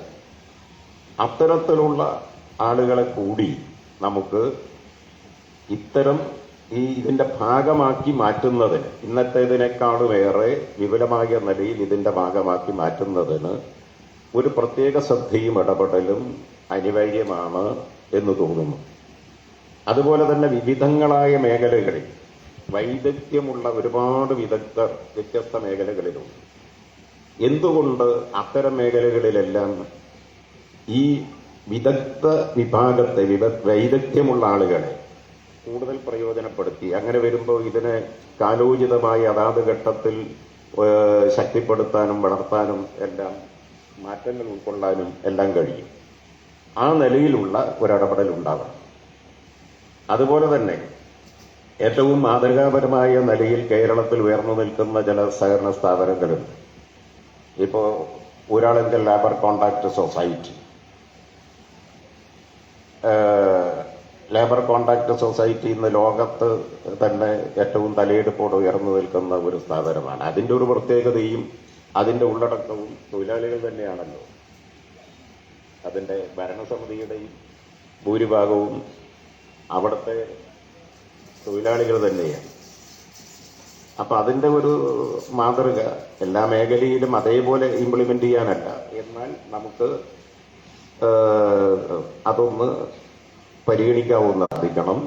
തെറ്റായ പ്രവണതകളുടെ വിട്ടുവീഴ്ചയില്ലാത്ത നിലപാട് സ്വീകരിക്കുന്നതിന് നമുക്ക് എല്ലാവിധത്തിലും പൊതുസമൂഹത്തെയാകെ അതിന് അലർട്ടാക്കുന്നതിന് നമുക്ക് സാധിക്കേണ്ടതുണ്ട്. ഈ നിലയിലെല്ലാം ഞാൻ നീണ്ടുപോകും എന്നുള്ളത് കൊണ്ട് ചുരുക്കുകയാണ്. ഈ നിലയിലെല്ലാമുള്ള ഒരിടപെടൽ കൂടി ഉണ്ടാവേണ്ടതുണ്ട് എന്നാണ് തോന്നുന്നത്. തുടർന്ന് ഇവിടെ വിഷയം അവതരിപ്പിച്ചുകൊണ്ട് സംസാരിക്കുന്നത് ഡോക്ടർ സംഗീത പ്രതാപാണ്. കൊച്ചിൻ യൂണിവേഴ്സിറ്റിയിലെ അസോസിയേറ്റ് പ്രൊഫസറാണ് അവര്. ഡോക്ടർ സംഗീത പ്രതാപിനെ വിഷയാവതരണത്തിനായിട്ട് ക്ഷണിക്കുന്നു.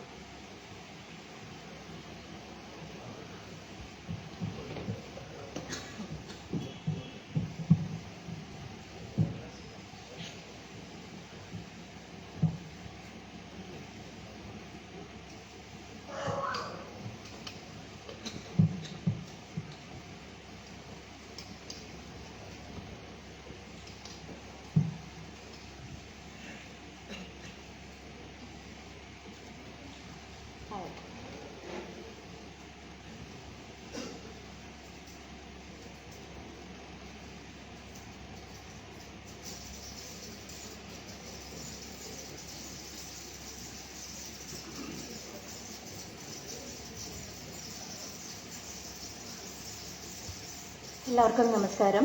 വേദിയിലിരിക്കുന്ന വിശിഷ്ട വ്യക്തികളെ, അതുപോലെ തന്നെ പ്രിയപ്പെട്ട സഹകാരികളെ, എന്നിൽ നിക്ഷിപ്തമായിട്ടുള്ള കർത്തവ്യം എന്നത് ഇന്നത്തെ ഒരു വിഷയാവതരണമാണ്. നവകേരള നിർമ്മിതിയിൽ സഹകരണ മേഖലയ്ക്ക് ഉള്ള പങ്ക് എന്നുള്ള വിഷയത്തെ പറ്റിയിട്ട് നമുക്ക് നമ്മുടെ പഠന കോൺഗ്രസിന്റെ ഭാഗമായിട്ട് നമുക്കറിയാം. ഇപ്പോൾ എനിക്ക് മുന്നേ സംസാരിച്ച അധ്യക്ഷനും ഉദ്ഘാടക പ്രസംഗകനും ഇതിനെ പറ്റിയിട്ട് ഏതാനും ഒരു വിധത്തിൽ പറഞ്ഞാൽ കുറെ കാര്യങ്ങളെങ്കിലും ചർച്ച ചെയ്തിട്ടുണ്ട്. നിങ്ങളുടെ കയ്യിലുള്ള ഒരു വിഷയത്തിന്റെ പ്രബന്ധത്തിൽ ഈ കാര്യങ്ങളെല്ലാം ഉൾപ്പെട്ടിട്ടുള്ളതാണ്. എങ്കിലും അതിനെ പറ്റിയിട്ട് കുറച്ച് ഒന്നുകൂടെ സ്ട്രീം ലൈൻഡ് ആയിട്ട് നമുക്കൊരു ചർച്ചയ്ക്ക് വിഷയമാകുന്ന രീതിയിൽ അതിനെ ഒന്ന് പ്രസന്റ് ചെയ്യുക എന്നുള്ളതാണ് ഞാനിവിടെ ചെയ്യാനായിട്ട് ഉദ്ദേശിക്കുന്നത്. സഹകരണ മേഖല നമുക്കറിയാവുന്നതുപോലെ ഇന്ന് പല മേഖലകളിലും സാമ്പത്തിക ഇടപെടലുകളുടെ ഏജൻസിയായിട്ട് മാറിക്കഴിഞ്ഞിരിക്കുകയാണ്. ഇതിൽ പ്രധാനപ്പെട്ടത് നമ്മുടെ സാമ്പത്തിക രംഗം, അതുപോലെ തന്നെ ഉൽപാദന മേഖല, സേവന വാണിജ്യ മേഖല, കാർഷിക ചെറുകിട സംരംഭ മേഖല, ആരോഗ്യം, വിദ്യാഭ്യാസം, ഉപഭോക്തൃ മേഖല, എല്ലാം തുടങ്ങിയവയാണ്. ഇതിന്റെ ഒരു പ്രാധാന്യം വരുന്നത് കേന്ദ്ര ഗവൺമെന്റ് നമുക്കറിയാം നമ്മുടെ ധനകാര്യ വിഭജനത്തിൽ കേരളത്തിനെ ഞെരുക്കിക്കൊണ്ടിരിക്കുന്ന ഒരു നിലപാടാണ് സ്വീകരിച്ചു വരുന്നത്. ഈ പശ്ചാത്തലത്തിൽ സഹകരണ മേഖലയുടെ ഒരു ധനകാര്യ ഇടപെടൽ ശേഷി സർക്കാരിനെ സംബന്ധിച്ചിടത്തോളം അതീവ പ്രാധാന്യം അർഹിക്കുന്നു. കൂടാതെ താഴെക്കിടയിലുള്ള ജനങ്ങളെ സംരക്ഷിക്കുന്ന ഒരു ജനകീയ ഉടമസ്ഥതയിലുള്ള ഒരു പ്രസ്ഥാനം എന്ന നിലയിലും സഹകരണ പ്രസ്ഥാനത്തിന് ഇന്ന് വളരെയധികം പ്രസക്തിയുണ്ട്. കാരണം സമത്വം, നീതി, പാരസ്പര്യം തുടങ്ങിയ മൂല്യങ്ങളെ പ്രവർത്തന മേഖലയിൽ ആകെ ഉയർത്തിപ്പിടിക്കാനും സഹകരണ മേഖലയ്ക്ക് കഴിയും എന്നുള്ളത് കൊണ്ടാണ്. ഇതിന്റെ ഒരു ഉത്ഭവം പറഞ്ഞു കഴിഞ്ഞാൽ വ്യാവസായിക വിപ്ലവത്തിന്റെ പരിണിത ഫലമായിട്ട് ചൂഷണത്തിനെതിരെ യൂറോപ്പിൽ നിന്നും ഉത്ഭവിച്ചതാണ് സഹകരണ പ്രസ്ഥാനം എന്ന് എല്ലാവർക്കും അറിയാം. ഇന്ത്യയിലാകട്ടെ അതൊരു ക്ഷാമത്തിന്റെ ഫലമായി ദാരിദ്ര്യക്കെടിയിൽ അകപ്പെട്ട ജനങ്ങളെ ഉയർത്തിക്കൊണ്ടുവരുന്ന ഒരു പ്രസ്ഥാനമായിട്ടാണ് മുന്നോട്ട് വന്നത്. കേരളത്തിലും സഹകരണ സംഘങ്ങൾ സർക്കാരിന്റെ സഹായത്തോടെ രൂപീകരിക്കുന്നതിനും വ്യാപിപ്പിക്കുന്നതിനും നവോത്ഥാന പ്രസ്ഥാനങ്ങളുടെ പിന്തുണയും സഹകരണ പ്രസ്ഥാനത്തിനുണ്ടായിരുന്നു.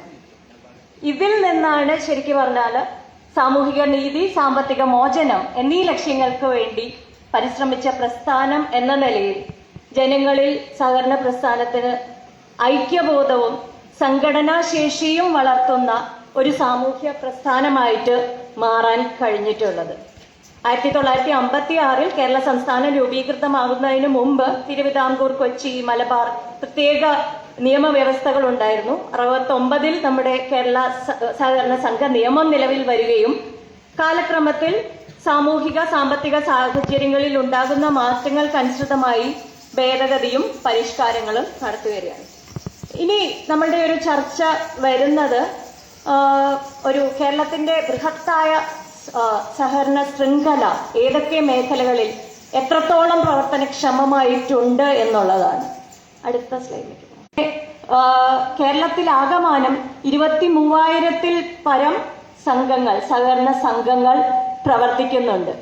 അതിന്റെ ഒരു ഡോർമൻസി സ്റ്റാറ്റസ് അല്ലെങ്കിൽ വർക്ക് ചെയ്യാതിരിക്കുന്ന ഒരു സ്റ്റാറ്റസ് നോക്കുകയാണെങ്കിൽ കേവലം ഒരു 25% മാത്രമേ ഒരു ഇൻഎഫിഷ്യന്റ് എന്ന് പറയാനുള്ളൂ. ബാക്കി 75% വളരെ നന്നായിട്ട് പ്രവർത്തിക്കുന്നവയാണ്. അടുത്ത സ്ലൈഡ്. ഇതിൽ ഏറ്റവും പ്രധാനപ്പെട്ടത് കേരള സഹകരണ വായ്പാ മേഖലയാണ്. ഇപ്പോൾ കേരളത്തിലെ പ്രാഥമിക കാർഷിക സഹകരണ സംഘങ്ങളുടെ ഒരു സിറ്റുവേഷൻ നോക്കിക്കഴിഞ്ഞാൽ ഇന്ത്യയിലെ ഏറ്റവും വലിയ അംഗസംഖ്യയുള്ള സഹകരണ ശൃംഖലയാണ് ഈ പ്രാഥമിക കാർഷിക സഹകരണ സംഘങ്ങൾ എന്ന് പറയുന്നത്. ഇതിൽ ഏറ്റവും പ്രധാനപ്പെട്ട പ്രത്യേകത എന്ന് പറയുന്നത് അംഗങ്ങളിൽ ഭൂരിഭാഗവും ചെറുകിട നാമമാത്ര കർഷക കുടുംബങ്ങളിലെയും സാമൂഹിക സാമ്പത്തികമായി പിന്നോക്ക വിഭാഗങ്ങളിലെയും ആളുകളാണ്. ഇതിൽ ഏകദേശം 1.25 ലക്ഷം കോടി രൂപയുടെ നിക്ഷേപങ്ങൾ ഈ പ്രാഥമിക സഹകരണ മേഖലയ്ക്ക് സമാഹരിക്കാൻ കഴിഞ്ഞിട്ടുണ്ട്. ഇതിൽ ഇന്ത്യയിലെ മൊത്തം നിക്ഷേപങ്ങളുടെ 2/3 ഭാഗവും കേരളത്തിൽ നിന്നുള്ളതാണ് എന്നുള്ളത് ഇതിന്റെ പ്രാധാന്യം വർദ്ധിപ്പിക്കുന്നു. അടുത്ത സ്ലൈഡ്. ഇനി എന്തുകൊണ്ട് ജനങ്ങൾ പ്രാഥമിക കാർഷിക സഹകരണ സംഘങ്ങളെ ആശ്രയിക്കുന്നു? ഒരു കാര്യം അതിനകത്ത് നമുക്ക് എടുത്തു പറയാവുന്നത് ഫിനാൻഷ്യൽ ഇൻക്ലൂഷൻ എന്നുള്ള കോൺസെപ്റ്റ്, ധനകാര്യ ഉൾപ്പെടുത്തൽ. ഈ ഫിനാൻഷ്യൽ ഇൻക്ലൂഷൻ എന്ന് പറയുന്ന കോൺസെപ്റ്റിൽ വരുന്നത് പാവപ്പെട്ടവനും അല്ലെങ്കിൽ മാർഗങ്ങൾ ഇല്ലാത്തവനും കൂടി ഫോർമൽ ഫിനാൻഷ്യൽ ഇൻസ്റ്റിറ്റ്യൂഷനിൽ നിന്ന് കുറഞ്ഞ ഫോർമൽ ഫിനാൻഷ്യൽ ഇൻസ്റ്റിറ്റ്യൂഷനിൽ നിന്ന് വായ്പ എടുക്കാൻ സാധിക്കുന്ന ഒരു സിറ്റുവേഷൻ വരുന്ന ഒരു അവസ്ഥയാണ് ഫിനാൻഷ്യൽ ഇൻക്ലൂഷൻ എന്ന് പറയുന്നത്. നമുക്ക് നോക്കിക്കഴിഞ്ഞാൽ ഈ പ്രാഥമിക സംഘങ്ങൾ കാരണം വരുമാനം കുറഞ്ഞ കുടുംബങ്ങളിൽ ഏകദേശം പകുതിയോളം പേർക്ക് തന്നെ വായ്പാ ആവശ്യങ്ങൾക്ക് സഹകരണ മേഖലയെ ആശ്രയിക്കാൻ സാധിക്കുന്നുണ്ട്. അതുകൊണ്ട് ഫിനാൻഷ്യൽ ഇൻക്ലൂഷൻ ഫ്രണ്ടിൽ നമുക്ക് പാക്സിന് ഒരുപാട് മുന്നോട്ട് പോകാൻ സാധിച്ചിട്ടുണ്ട്. അതിന്റെ പ്രധാനപ്പെട്ട നമുക്കൊരു ഇൻസ്റ്റിറ്റ്യൂഷണൽ വായ്പകളിലേക്ക് ജനങ്ങൾക്ക് എത്തിച്ചേരാൻ സഹകരണ പ്രസ്ഥാനം എല്ലാ സഹായവും ചെയ്യുന്നു എന്നുള്ളതാണ്. Next slide. അടുത്തതായിട്ട് നമുക്ക് നോക്കുകയാണെങ്കിൽ ഇതിന്റെ ഒരു ഡിസ്പാരിറ്റി വാണിജ്യ നമ്മൾ എപ്പോഴും കമ്പയർ ചെയ്യുന്നത് നമ്മുടെ കൊമേഴ്ഷ്യൽ ബാങ്ക്സുമായിട്ടാണ്, വാണിജ്യ ബാങ്കുകളായിട്ട്. 91 ശേഷം അറിയാം, ഫിനാൻഷ്യൽ സെക്ടർ റിഫോംസ് വന്നതിന് ശേഷം അവരുടെ പ്രവർത്തനങ്ങളിൽ അവരുടെ ഫോക്കസിൽ കാര്യമായിട്ടുള്ള ഒരു ഷിഫ്റ്റ് ഉണ്ടായിട്ടുണ്ട്. പ്രോഫിറ്റബിൾ ആയിട്ടുള്ള ബ്രാഞ്ചസ് നിലനിർത്തുക, എവിടെയാണോ പ്രോഫിറ്റ് കിട്ടുന്നത്, ലാഭം കിട്ടുന്നത്, അവിടെ മാത്രം പ്രവർത്തിക്കുക എന്നുള്ള ഒരു പോളിസിയിലാണ് ആക്ച്വലി കൊമേഴ്ഷ്യൽ ബാങ്ക്സ് പോയിക്കൊണ്ടിരിക്കുന്നത്. ഇതിന് ബദലായിട്ട് നമ്മുടെ ഗ്രാമീണ മേഖലകളിൽ ഏറ്റവും കൂടുതലായിട്ട് ഡീപ് റൂട്ട്സ് ഉണ്ടാക്കാൻ കഴിഞ്ഞിട്ടുള്ളത് സഹകരണ സ്ഥാപനങ്ങൾക്കാണ്. അതിന്റെ ഒരു സ്റ്റാറ്റിസ്റ്റിക്സ് നോക്കിക്കഴിഞ്ഞാൽ, കണക്കുകൾ നോക്കിക്കഴിഞ്ഞാൽ വാണിജ്യ ബാങ്കുകൾക്ക് 5% മാത്രം ശാഖകൾ ഗ്രാമപ്രദേശത്ത് ഉള്ളപ്പോൾ സഹകരണ ബാങ്കുകളുടെ ഒരു മൊത്തം ബാങ്ക് ശാഖകൾ എന്ന് പറയുന്നത് ഗ്രാമപ്രദേശത്ത് തന്നെ ഏകദേശം 25% വരും. അതുകൊണ്ട് ഗ്രാമീണ മേഖലയെ എപ്പോഴും താങ്ങും തണലുമായിട്ട് നിർത്താൻ സാധിക്കുന്നത് ഈ സഹകരണ സംഘങ്ങൾക്കാണ്. Next slide. ഒരു കാരണം കൂടിയുണ്ട് അതിന്, സൗഹൃദപരമായ അയൽപക്ക ബാങ്കുകൾ എന്നുള്ളൊരു കോൺസെപ്റ്റ്, ഫ്രണ്ട്ലി നെയ്ബർഹുഡ് ബാങ്ക്സ്. അതായത് ഉപഭോക്താക്കൾ എന്ന് നമുക്ക് പറയാൻ പറ്റില്ല, മെമ്പേഴ്സ് തന്നെയാണ്, ജീവനക്കാർ, ഡയറക്ടർ ബോർഡ് അംഗങ്ങൾ, ഇവരുടെ ഇടയിൽ ഒരു പരസ്പര വിശ്വാസമുണ്ട്. ഈ പരസ്പര വിശ്വാസത്തിൽ ഊന്നിയിട്ടുള്ള ഒരു ഫിനാൻഷ്യൽ ഇടപാട് സ്ഥാപനമായിട്ടാണ് നമ്മൾ സഹകരണ സംഘങ്ങളെയും സഹകരണ ബാങ്കുകളെയും കാണേണ്ടത് എന്നുള്ളതാണ്. ഇതിനെ നമ്മൾ താരതമ്യം ചെയ്യുമ്പോൾ വാണിജ്യ ബാങ്കുകൾ പലപ്പോഴും പ്രൊസീജിയറലും അതുപോലെ തന്നെ പ്രോഫിറ്റ് സെന്റേർഡുമായിട്ടുള്ള, അതായത് ഒരാളെ കാണുമ്പോൾ അയാളിൽ നിന്ന് എത്ര ലാഭം കിട്ടും, തിരിച്ചടവ് ഉണ്ടാവുമോ എന്നുള്ള ഒരു ഒറ്റ ചിന്തയിൽ മാത്രം നടക്കുന്ന ഒരു ഇതിൽ നിന്നും വ്യത്യാസമായിട്ട് ജനങ്ങളെ സഹായിക്കുന്ന ഒരു പ്രസ്ഥാനമായിട്ടാണ് സഹകരണ ബാങ്കുകൾ വരുന്നത്. അതുകൊണ്ട് തന്നെ ജനങ്ങളുടെ ഒരു പ്രിഫറൻസ് എപ്പോഴും വരാൻ സാധ്യതയുള്ളത് ഈ പ്രാഥമിക കാർഷിക സഹകരണ ബാങ്കുകൾക്കാണ്. അടുത്തത് എനിക്ക് പറയാനുള്ള പല സെക്ടേഴ്സിന്റെ ഒരു അവലോകനമാണ് നമ്മൾ ആദ്യം ചെയ്യുന്നത്. ഇപ്പൊ കേരള ബാങ്കിനെ സംബന്ധിച്ച് പറയുകയാണെങ്കിൽ നമ്മുടെ ചെയർമാൻ അതിനെപ്പറ്റി സംസാരിച്ചു കഴിഞ്ഞു. കഴിഞ്ഞ ദശാബ്ദത്തിൽ കേരളത്തിലെ വായ്പാ മേഖലയിൽ ഉണ്ടായ ഏറ്റവും വലിയ മാറ്റം എന്ന് പറയുന്നത് 2019 കേരള ബാങ്കിന്റെ രൂപീകരണമാണ്. കേരളത്തിന്റെ വികസനത്തിന് മാത്രം ഫോക്കസ് നൽകിക്കൊണ്ടിരിക്കുന്ന ഒരു സാമ്പത്തിക സ്ഥാപനം എന്ന നിലയിൽ ഈ ബാങ്ക് കേരള എക്കണോമിയിൽ ഒരുപാട് ചലനം സൃഷ്ടിക്കാൻ പ്രാപ്തമായവയാണ് എന്ന് തന്നെയാണ് നമുക്ക് പറയാനുള്ളത്. അപ്പൊ ഈ കഴിഞ്ഞ വർഷം ഒരു അവലോകനം നടത്തുകയാണെങ്കിൽ കഴിഞ്ഞ 5 വർഷത്തിൽ കേരള ബാങ്കിന്റെ ടേൺ ഓവറിൽ 23,000 കോടിയുടെ ഒരു വർധനവ് ഉണ്ടായിട്ടുണ്ട്. അതിന് ഈ കഴിഞ്ഞ കൊല്ലത്തെ മാത്രം ബിസിനസ് ടേൺ ഓവറിലെ വർധനവ് 8,836 കോടി വരുന്നുണ്ട്. അതുപോലെ ഡെപ്പോസിറ്റ്സിലും ആനുപാതികമായിട്ടുള്ള ഒരു വർധനവ് കാണാൻ സാധിക്കും. 10,840 കോടി വർധനവ് കേരള ബാങ്കിൽ ഉണ്ടായിട്ടുണ്ട്. കഴിഞ്ഞ ഒരു കൊല്ലത്തെ മാത്രം ഒരു വർധനവ് എന്ന് പറയുന്നത് 5,776 കോടിയോളം വരും. ഇതിൽ 50,000 ഇതിലെ ഏറ്റവും വലിയൊരു അച്ചീവ്മെന്റ് എന്ന് പറയുന്നത് 50,000 കോടിയിലധികം നമ്മൾ വലിയ ബാങ്കുകളെ പറ്റിയിട്ടാണ് കേന്ദ്ര സർക്കാർ എപ്പോഴും സംസാരിക്കുന്നത്. 50,000 കോടിയിലധികം വായ്പാ ബാക്കി കൈവരിച്ച രാജ്യത്തെ 5 ബാങ്കുകളിൽ ഒന്നാണ് കേരള ബാങ്ക്. ഇത് വളരെ ശ്ലാഘനീയമായ ഒരു അച്ചീവ്മെന്റ് ആയിട്ട് തന്നെ നമുക്ക് പറയാൻ സാധിക്കും. അതിൽ നമ്മൾ കമ്പീറ്റ് ചെയ്യുന്നത് HDFC bank, Canara bank, federal bank, state bank of India എന്നിങ്ങനെ അഖിലേന്ത്യാ തലത്തിൽ നിൽക്കുന്ന ബാങ്കുകളോട് കമ്പീറ്റ് ചെയ്യുമ്പോഴാണ് ഈ അച്ചീവ്മെന്റ് എന്നുള്ളതും വളരെയധികം ശ്രദ്ധിക്കേണ്ടതാണ്. അതുപോലെ 33 സംസ്ഥാന സഹകരണ ബാങ്കുകളിൽ ഈ നേട്ടം കൈവരിച്ച ആദ്യത്തെ ബാങ്കാണ് കേരള ബാങ്ക്. അതുപോലെ രാജ്യത്തെ സംസ്ഥാന സഹകരണ ബാങ്കുകളിലെ മൊത്തം നിക്ഷേപത്തിന്റെ ഏകദേശം 30%, വായ്പയുടെ 20% കേരള ബാങ്കിന്റെ സംഭാവനയാണ്. ഇനി വരുന്നത് നമ്മൾ വായ്പേതര സംഘങ്ങൾക്ക് ഇടയിലേക്കാണ്. വായ്പേതര സംഘങ്ങളുടെ സഹകരണ മേഖല പല സെക്ടേഴ്സിലേക്കും വ്യാപിച്ചു കിടക്കുകയാണ്. കേരള ജനതയിൽ ആകമാനം നമുക്കൊരു റീച്ച് ഉണ്ട്. ആരോഗ്യ സഹകരണ സംഘങ്ങൾ എന്ന് പറയുന്നത് അതിന്റെ സ്റ്റാറ്റിസ്റ്റിക്സ് നിങ്ങളുടെ കയ്യിലും ഉണ്ട്, ഞാൻ അതിലേക്ക് കൂടുതൽ പോകുന്നില്ല. എന്നിരുന്നാലും ആരോഗ്യ സഹകരണ മേഖലയിൽ ഒരുപാട് നമുക്ക് മുന്നോട്ട് പോകാൻ സാധിച്ചിട്ടുണ്ട്. 194 കോപ്പറേറ്റീവ് ഹോസ്പിറ്റൽസ് ആണ് കേരളത്തിലുള്ളത്. അതിൽ വലുതും ചെറുതുമായിട്ടുള്ള കോപ്പറേറ്റീവ് ഹോസ്പിറ്റൽസ് ഉണ്ട്.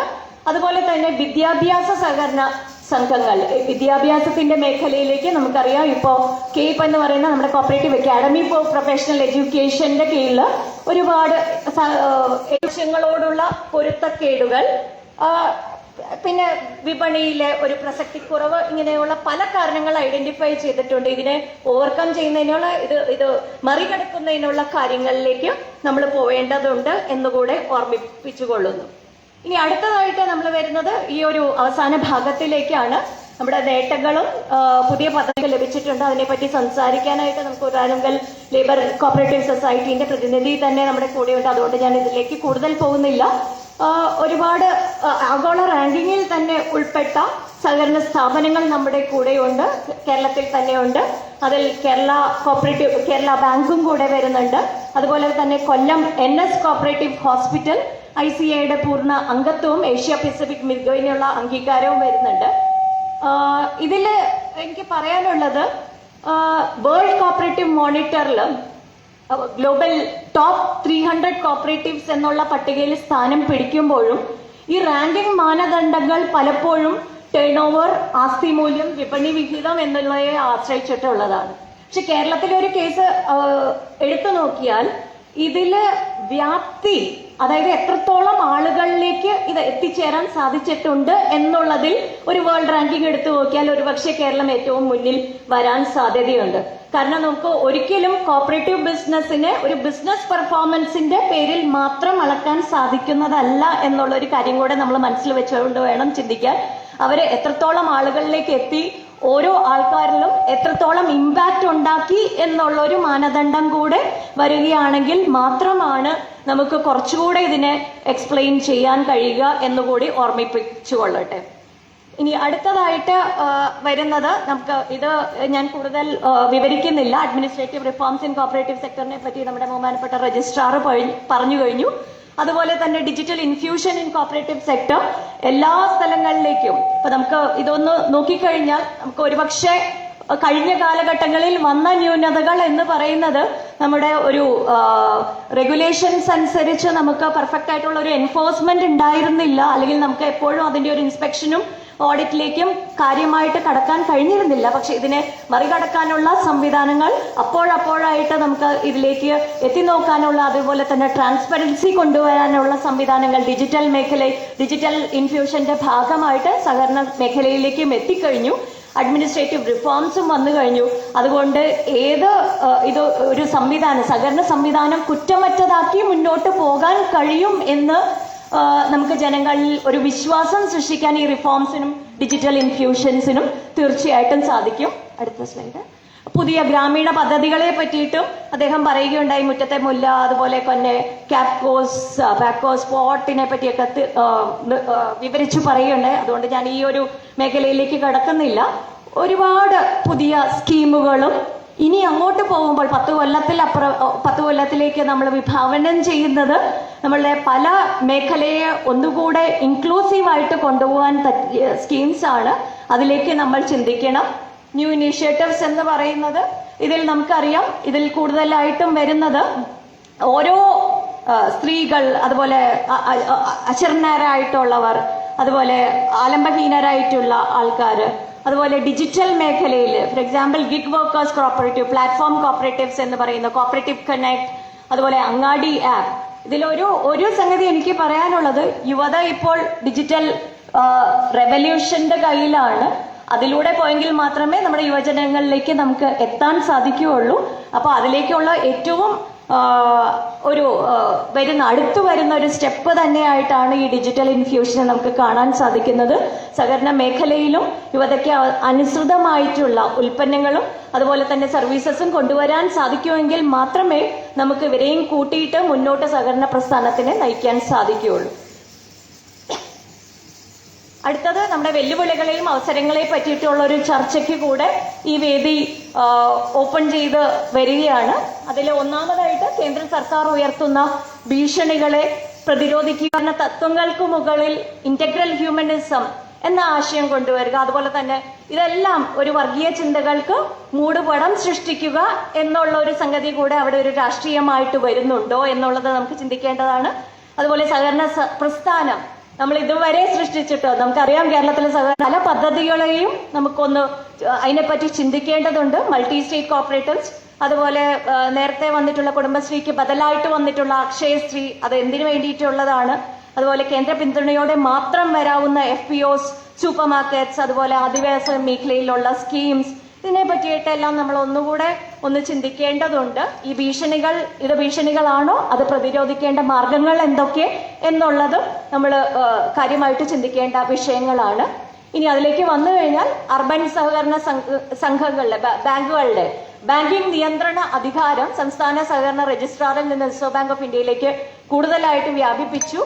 ഈ നിയമപ്രകാരം ഇതിന്റെ ഒരു ഡെമോക്രസിന്റെ വാൾ എന്ന് പറയുന്നത് പ്രത്യേക നോട്ടിഫിക്കേഷൻ വഴി മാത്രമായിട്ട് യൂണിറ്ററി സ്ട്രക്ചറിൽ റീറ്റെയിൻ ചെയ്യാനായിട്ട് നമ്മൾ നിർബന്ധിതരാകുമോ എന്നുള്ള കാര്യം നമുക്ക് ചിന്തിക്കേണ്ടതുണ്ട്. ഇതിലേക്കാണോ നമ്മൾ കേന്ദ്ര ഗവൺമെന്റ് കൊണ്ടുപോയിക്കൊണ്ടിരിക്കുന്നത്? ഇനി അടുത്തത്, സഹകരണ മേഖലയിൽ പുതിയ കേന്ദ്രാവിഷ്കൃത പദ്ധതികൾ ആരംഭിച്ചിട്ടുണ്ട്. 1.25 ലക്ഷം കോടി രൂപയുടെ ഗോഡൌൺ പദ്ധതി, 15,000 കോടി രൂപയുടെ വെഞ്ചർ ക്യാപിറ്റൽ ഫണ്ട്, 6,865 കോടിയുടെ FPO പദ്ധതി, നബാർഡ് ദേശീയതല ഫെഡറേഷനുകൾ വഴിയും ധനസഹായം. ഇതെല്ലാം നല്ലത് തന്നെയാണ്. പക്ഷേ IMF ഒക്കെ ധനസഹായം തരുന്ന പോലെ ഒരു കണ്ടീഷണാലിറ്റി അവിടെ വരുന്നുണ്ട്. പദ്ധതികളിൽ നിന്നും ധനസഹായം ലഭിക്കണമെങ്കിൽ കേന്ദ്രത്തിന്റെ നിബന്ധനകളും മാർഗനിർദ്ദേശങ്ങളും അംഗീകരിക്കണം. അപ്പോൾ ഇത് എങ്ങനെ നമുക്ക് പ്രതിരോധിക്കാൻ സാധിക്കും? അപ്പൊ ഈ വെഞ്ചർ ക്യാപിറ്റൽ ഫണ്ട് കേസ് പറഞ്ഞപ്പോഴാണ് യുവതയെ ആകർഷിക്കാനായിട്ട് ഈ കഴിഞ്ഞ 2 ആഴ്ചയ്ക്ക് മുമ്പ് ഒരു നോട്ടിഫിക്കേഷൻ വന്നത്. സ്റ്റാർട്ടപ്പിൽ നമ്മുടെ കോപ്പറേറ്റീവ്സിനെ റെക്കഗ്നൈസ് ചെയ്തുകൊണ്ട്, cooperative as A form of business organisation, startup ആയിട്ട് നമുക്ക് രജിസ്റ്റർ ചെയ്യാം. അതിന് വേണ്ടിയിട്ടാണ് ഈ വെഞ്ചർ ക്യാപിറ്റലും ഇവിടെ പ്ലേസ് ചെയ്തിരിക്കുന്നത്. അപ്പൊ ഇതിന് ബദലായിട്ട് നമുക്ക് എന്തെല്ലാം കൊണ്ടുവരാൻ സാധിക്കും എന്നുള്ള കാര്യം നമുക്ക് ചർച്ചയിലേക്ക് കൊണ്ടുവരേണ്ടതാണ്.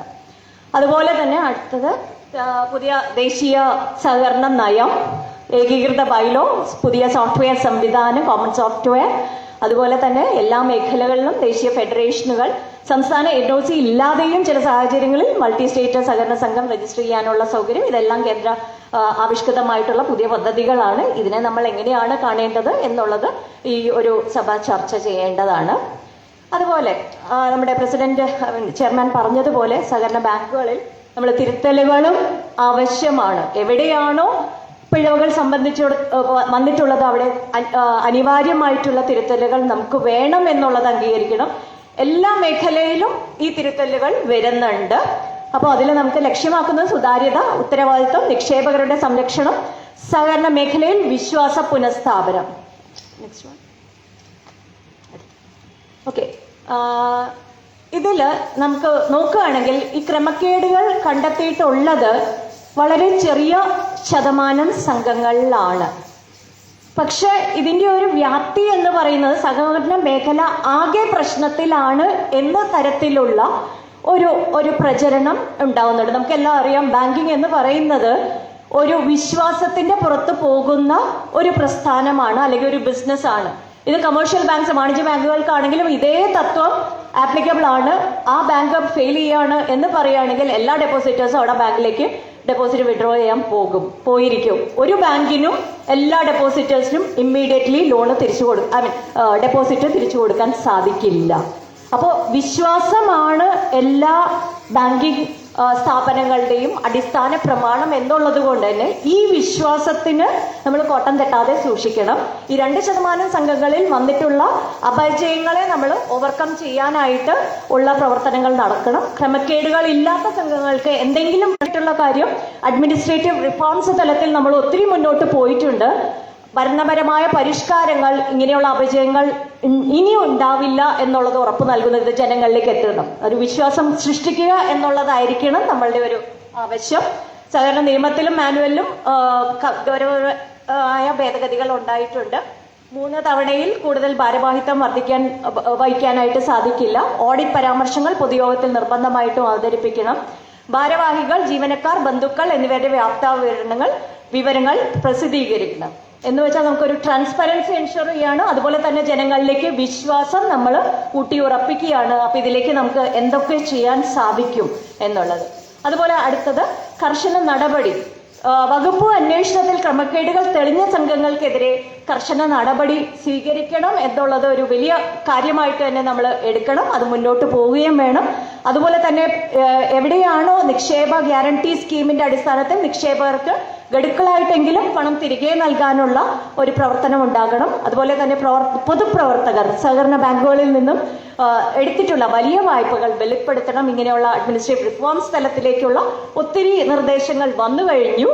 ഇതെല്ലാം പ്രാവർത്തികമാകുമ്പോൾ നമുക്ക് കുറച്ചുകൂടെ മെച്ചമായിട്ട് സഹകരണ മേഖലയെ ജനങ്ങളുടെ മുന്നിൽ അവതരിപ്പിക്കാൻ സാധിക്കുമെന്ന് തന്നെയാണ് വിചാരിക്കുന്നത്. അതുപോലെ അടുത്തതായിട്ട് കേരള ബാങ്കിന്റെ പ്രവർത്തനം വിപുലപ്പെടുത്തൽ. ഞാൻ നേരത്തെ പറഞ്ഞ പോലെ കേരള ബാങ്ക് കേരള എക്കണോമിയിലേക്ക് ഒരുപാട് ഫോക്കസ്ഡ് ആയിട്ടുള്ള, കേരള ബാങ്കിന് മാത്രം സാധിക്കുന്ന ഒന്നാണ് കേരളത്തിലേക്കുള്ള ഇൻവെസ്റ്റ്മെന്റ്സ് ശക്തിപ്പെടുത്തുകയും കേരള എക്കണോമിയെ മുന്നോട്ട് നയിക്കാനായിട്ട് സാധിക്കുകയും ചെയ്യുക എന്നുള്ളത്. അപ്പോൾ ഇതിൽ നമ്മൾ ശ്രദ്ധിക്കേണ്ട കുറച്ച് കാര്യങ്ങളുണ്ട്. അതിൽ ഒന്ന് ഈ NRI നിക്ഷേപങ്ങളുടെ കാര്യത്തിൽ നമ്മൾ സ്ട്രോങ് ആണെങ്കിൽ കൂടെ നമുക്ക് NRI നിക്ഷേപങ്ങൾ കേരള ബാങ്കിന് ആകർഷിക്കാനായിട്ടുള്ള അനുവാദം കിട്ടുകയാണെങ്കിൽ നമുക്ക് കുറച്ചുകൂടെ ഡെപ്പോസിറ്റ് ബേസ് വർദ്ധിപ്പിക്കാനും ഈ ഇൻവെസ്റ്റ്മെന്റ് കേരളത്തിൽ തന്നെയാണ് നടക്കുന്നത് എന്നുള്ളത് ഉറപ്പിക്കാനും സാധിക്കും. അതുപോലെ രണ്ടാമതായിട്ട് കേരള ബാങ്കിന് ചെയ്യാൻ പറ്റുന്ന ഒരു കാര്യം പ്രാഥമിക ബാങ്കുകളുടെ സംരക്ഷണം എന്നുള്ളതാണ്.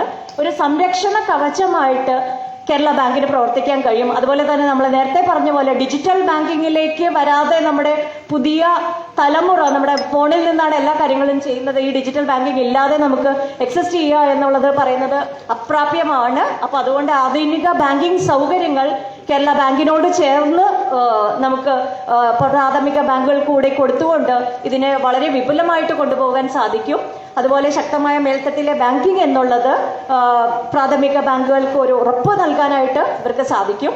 അതുപോലെ അടുത്തതായിട്ട് കേരള ബാങ്കിനെ സംബന്ധിച്ച് പറയുകയാണെങ്കിൽ ഈ കേരളത്തിനെ മുന്നോട്ട് നയിക്കുന്നതിൽ നമുക്ക് കുറച്ചുകൂടെ സംരംഭകത്വ വികസനത്തിന് പ്രാദേശികമായ സംരംഭങ്ങൾക്ക് വായ്പ കൊടുക്കാനും, വായ്പ കൊടുക്കുന്നത് പ്രപ്പോസൽ അധിഷ്ഠിതമായിട്ടുള്ള വായ്പകളും അതിലെ അപ്രൈസലും അതുപോലെ തന്നെ അതിന് വേണ്ടിയിട്ട് മാനേജ്മെന്റ് കൺസൾട്ടൻസിനെ വെച്ചുകൊണ്ട് അതുപോലെ അവർക്കുള്ള സഹായ സഹകരണങ്ങൾ അതിന്റെ മോണിറ്ററിങ് എല്ലാം നൽകിക്കൊണ്ട് ഈ മേഖലയിലേക്ക് കുറച്ചുകൂടെ വിപുലമായിട്ട് നമുക്ക് പ്രവർത്തനങ്ങൾ വ്യാപിപ്പിക്കാൻ കഴിയും എന്നുള്ളതാണ്. അടുത്ത ലാസ്റ്റായിട്ട് അവസാനിപ്പിക്കുകയാണ് ഇതിന്റെ ഒരു പ്രാദേശിക വികസനത്തിലുള്ള പങ്കാളിത്തം. ഒട്ടേറെ മേഖലകളിലേക്ക് സഹകരണം പടർന്നു കിടക്കുന്നതുകൊണ്ടാണ് ഇത്രയും നീണ്ട ഒരു വിഷയം അവതരിപ്പിക്കേണ്ടി വരുന്നത്. സഹകരണ മേഖലയിലെ സംബന്ധിച്ചിടത്തോളം സുസ്ഥിര വികസനത്തിന്റെ മുഖ്യ ചാലക ശക്തിയാക്കലാണ്. അതുപോലെ തന്നെ പ്രാദേശിക വിഭവങ്ങളുടെ കാര്യക്ഷമമായ വിനിയോഗം ചെയ്യാൻ പറ്റുന്നത് ഈ യൂണിറ്ററി ബാങ്കിങ് സ്ട്രക്ചറിലും യൂണിറ്ററി സ്ട്രക്ചറിലും നിൽക്കുന്ന കോപ്പറേറ്റീവ് മാതൃകയ്ക്ക് തന്നെയാണ്. അതുപോലെ ജനപങ്കാളിത്തത്തിന് അടിസ്ഥാനമാക്കിയ വികസന മാതൃക ഉറപ്പാക്കുന്നതിനും ദീർഘകാല സാമൂഹ്യ സാമ്പത്തിക സ്ഥിരത ഉറപ്പാക്കുന്നതിനും ഇതുകൊണ്ട് സാധിക്കുമെന്നും പറഞ്ഞുകൊള്ളട്ടെ. ഇതില്ല നമുക്ക് നോക്കുകയാണെങ്കിൽ ഇത് ജസ്റ്റ് ഞാൻ ആ ഒരു എല്ലാ ഇതിലേക്കൂടെ ഒന്ന് പോകാമെന്ന് മാത്രമേ ഉള്ളൂ. പഞ്ചായത്തും നമ്മുടെ പഞ്ചായത്ത് സംവിധാനവും സഹകരണ സംഘങ്ങളും ഒരു കൺവേർജൻസ് മോഡിൽ ഒറ്റയ്ക്കൊറ്റയ്ക്ക് പ്രവർത്തിക്കാതെ ഇതൊരു കൺവേർജൻസ് മോഡിൽ പോവുകയാണെങ്കിൽ നമുക്ക് ഓരോ പഞ്ചായത്തിനെയും സെൽഫ് സഫീഷ്യന്റ് ആയിട്ട് കൊണ്ടുപോകാൻ സാധിക്കും. അതുപോലെ യുവജന പങ്കാളിത്തം ഉറപ്പ് വരുത്തുകയാണെങ്കിൽ നമുക്ക് അതിലേക്ക് എന്തൊക്കെ ചെയ്യാൻ കഴിയും. സ്കൂൾ സഹകരണ സംഘങ്ങൾ, സംരംഭകത്വ പരിശീലനങ്ങൾ നൽകാനുള്ള വഴികൾ, കായിക ആരോഗ്യ സൗകര്യങ്ങൾ, അതുപോലെ വ്യവസായ ക്ലസ്റ്ററുകൾ, ഡിജിറ്റൽ ബാങ്കിങ് എന്നീ മേഖലയിലേക്ക് നമുക്ക് നോക്കാൻ കഴിയും. ആരോഗ്യ മേഖലയെ സംബന്ധിച്ചിടത്തോളം നമുക്ക് എല്ലാ ആരോഗ്യ മേഖലയിലെ പ്രവർത്തനങ്ങളും കോപ്പറേറ്റീവ് സഹകരണ സംഘങ്ങൾക്ക് കൊണ്ടുപോകാൻ സാധിക്കും. ഇതിന്റെ ഒരു റിലവൻസ് വരുന്നത് നമുക്കറിയാം. ഇപ്പോഴത്തെ ഒരു corporate hospitals or corporate health കെയറിലേക്ക് നമ്മൾ മാറിയിട്ടുണ്ട്. ഇൻഷുറൻസ് അടിസ്ഥാനമായിട്ടുള്ള കോർപ്പറേറ്റുകളാണ് ഹെൽത്ത് കെയറിലേക്ക് വരുന്നുകൊണ്ടിരിക്കുന്നത്. അതുകൊണ്ട് സർക്കാർ മേഖലയിൽ അപ്പുറം ജനങ്ങൾക്ക് ഒരു കൈത്താങ്ങ് എന്നുള്ള നിലയിൽ തീർച്ചയായിട്ടും മുന്നോട്ട് വരാൻ സാധിക്കുന്നത് ഈ കോപ്പറേറ്റീവ് ഹോസ്പിറ്റൽസ് ആണ്. അതുകൊണ്ട് ആ മേഖലയിൽ കൂടെ മുന്നോട്ട് കൊണ്ടുവരിക. ടൂറിസം മേഖലയിൽ നമ്മുടെ ഒരു ഇൻകം ഒരു ലൈവ്ലിഹുഡ് എൻഹാൻസ്മെന്റ് എന്നുള്ള നിലയിലും ഒരു ടൂറിസം മേഖലയിലെ പ്രവർത്തനങ്ങൾ നമുക്ക് മുന്നോട്ട് കൊണ്ടുപോകാൻ സാധിക്കും. ഊർജവും പരിസ്ഥിതിയും ഇതെല്ലാം പറയുമ്പോഴും സസ്റ്റൈനബിലിറ്റി എന്നുള്ള കോൺസെപ്റ്റിന് ഏറ്റവും അടുത്ത് നിൽക്കുന്നത് സഹകരണ മേഖല തന്നെയാണ്. ഇനിയൊരു തലമുറയ്ക്ക് ഇവിടെ വാസം സാധ്യമോ എന്നുള്ളത് നമ്മളും ചിന്തിക്കേണ്ടതുണ്ട്. അതുകൊണ്ട് തന്നെ വേസ്റ്റ് മാനേജ്മെന്റ്, കാർബൺ ന്യൂട്രൽ ഗ്രാമങ്ങൾ, അതുപോലെ തന്നെ ബയോഫ്യൂവൽ ഇങ്ങനെയുള്ള പ്രവർത്തനങ്ങളിലേക്കും കോപ്പറേറ്റീവ്സിന് വരാവുന്നതാണ്. അതല്ലെങ്കിൽ അതിലേക്ക് എക്സ്പാൻഷൻ പോസിബിലിറ്റീസ് ഉള്ളതാണ്. കാർഷിക വികസനം, മൂല്യവർദ്ധിത നിർമ്മാണവും കയറ്റുമതിയും, അതുപോലെ ശീതീകരണ മേഖല, ന്യായവില സംവിധാനം, ആഗോള ബ്രാൻഡിംഗ് എന്നുള്ള മേഖലയിലേക്ക് നമ്മൾ ചിന്തിക്കേണ്ടതുണ്ട്. വിദ്യാഭ്യാസത്തിന്റെ കേസിലാണെങ്കിൽ ഉള്ള പരിശീലന കേന്ദ്രങ്ങൾ ആരംഭിക്കുക, സഹകരണ സർവകലാശാല സാധ്യത പരിശോധിക്കുക. കേന്ദ്രം ഒരു സഹകരണ സർവകലാശാല ത്രിഭുവൻ സഹകാരി യൂണിവേഴ്സിറ്റി ആയിട്ട് മുന്നോട്ട് പോയി കഴിഞ്ഞു. അതുപോലെ സഹകരണ സർവകലാശാല എന്നുള്ളത് കേരളത്തിൽ സാധ്യമാണോ എന്നുള്ളത് പരിശോധിക്കുക. ഡിജിറ്റൽ മാനേജ്മെന്റ്, അതുപോലെ പുതിയ തലമുറ കോഴ്സസ് സഹകരണ മേഖലയിൽ കൊണ്ടുവരിക. പ്രവാസി ബന്ധം, അതുപോലെ ഉൾക്കൊള്ളുന്ന വികസനം എന്നുള്ളതും ഈ ഒരു മേഖലയിൽ നമുക്ക് ചിന്തിക്കാവുന്നതാണ്. അതുപോലെ സഹകരണ മേഖലകളുടെ ആധുനികവൽക്കരണം എന്നുള്ളത്. അപ്പോൾ ഇതെല്ലാം പറഞ്ഞതായതുകൊണ്ട് ഞാനിത് ചുരുക്കി ചെയ്യുകയാണ്. ഇതോടുകൂടി നമ്മുടെ വിഷയാവതരണം അവസാനിക്കുകയാണ്. ഇതിന്റെ മുകളിലേക്ക് നമുക്ക് ചർച്ചകൾ ഉണ്ട്. Thank you. പ്രിയമുള്ളവരെ, നമ്മുടെ ഷെഡ്യൂൾ അനുസരിച്ച് 11:15 വരെയാണ്. അപ്പോൾ പ്രതിനിധികൾക്ക് അഭിപ്രായങ്ങൾ, നിർദ്ദേശങ്ങൾ ഉണ്ടെങ്കിൽ എഴുതി തന്നെ തരണമെന്ന് റിക്വസ്റ്റ് ചെയ്യുന്നു. 2-3 ആൾക്കാരെ മാത്രമേ നമുക്ക് വിളിക്കാൻ കഴിയുള്ളൂ. ഇനി നമുക്ക് പാനലിസ്റ്റുകളുടെ ചർച്ച ആരംഭിക്കാൻ ബഹുമാനപ്പെട്ട മാഷ്. അടുത്ത് സംസാരിക്കുന്നത് പ്രാഥമിക കാർഷിക സഹകരണ സംഘങ്ങളുടെ അസോസിയേഷൻ പ്രസിഡന്റ് കൂടിയായിട്ടുള്ള ടി മുരളീധരനാണ്. അദ്ദേഹത്തെ ക്ഷണിക്കുന്നു.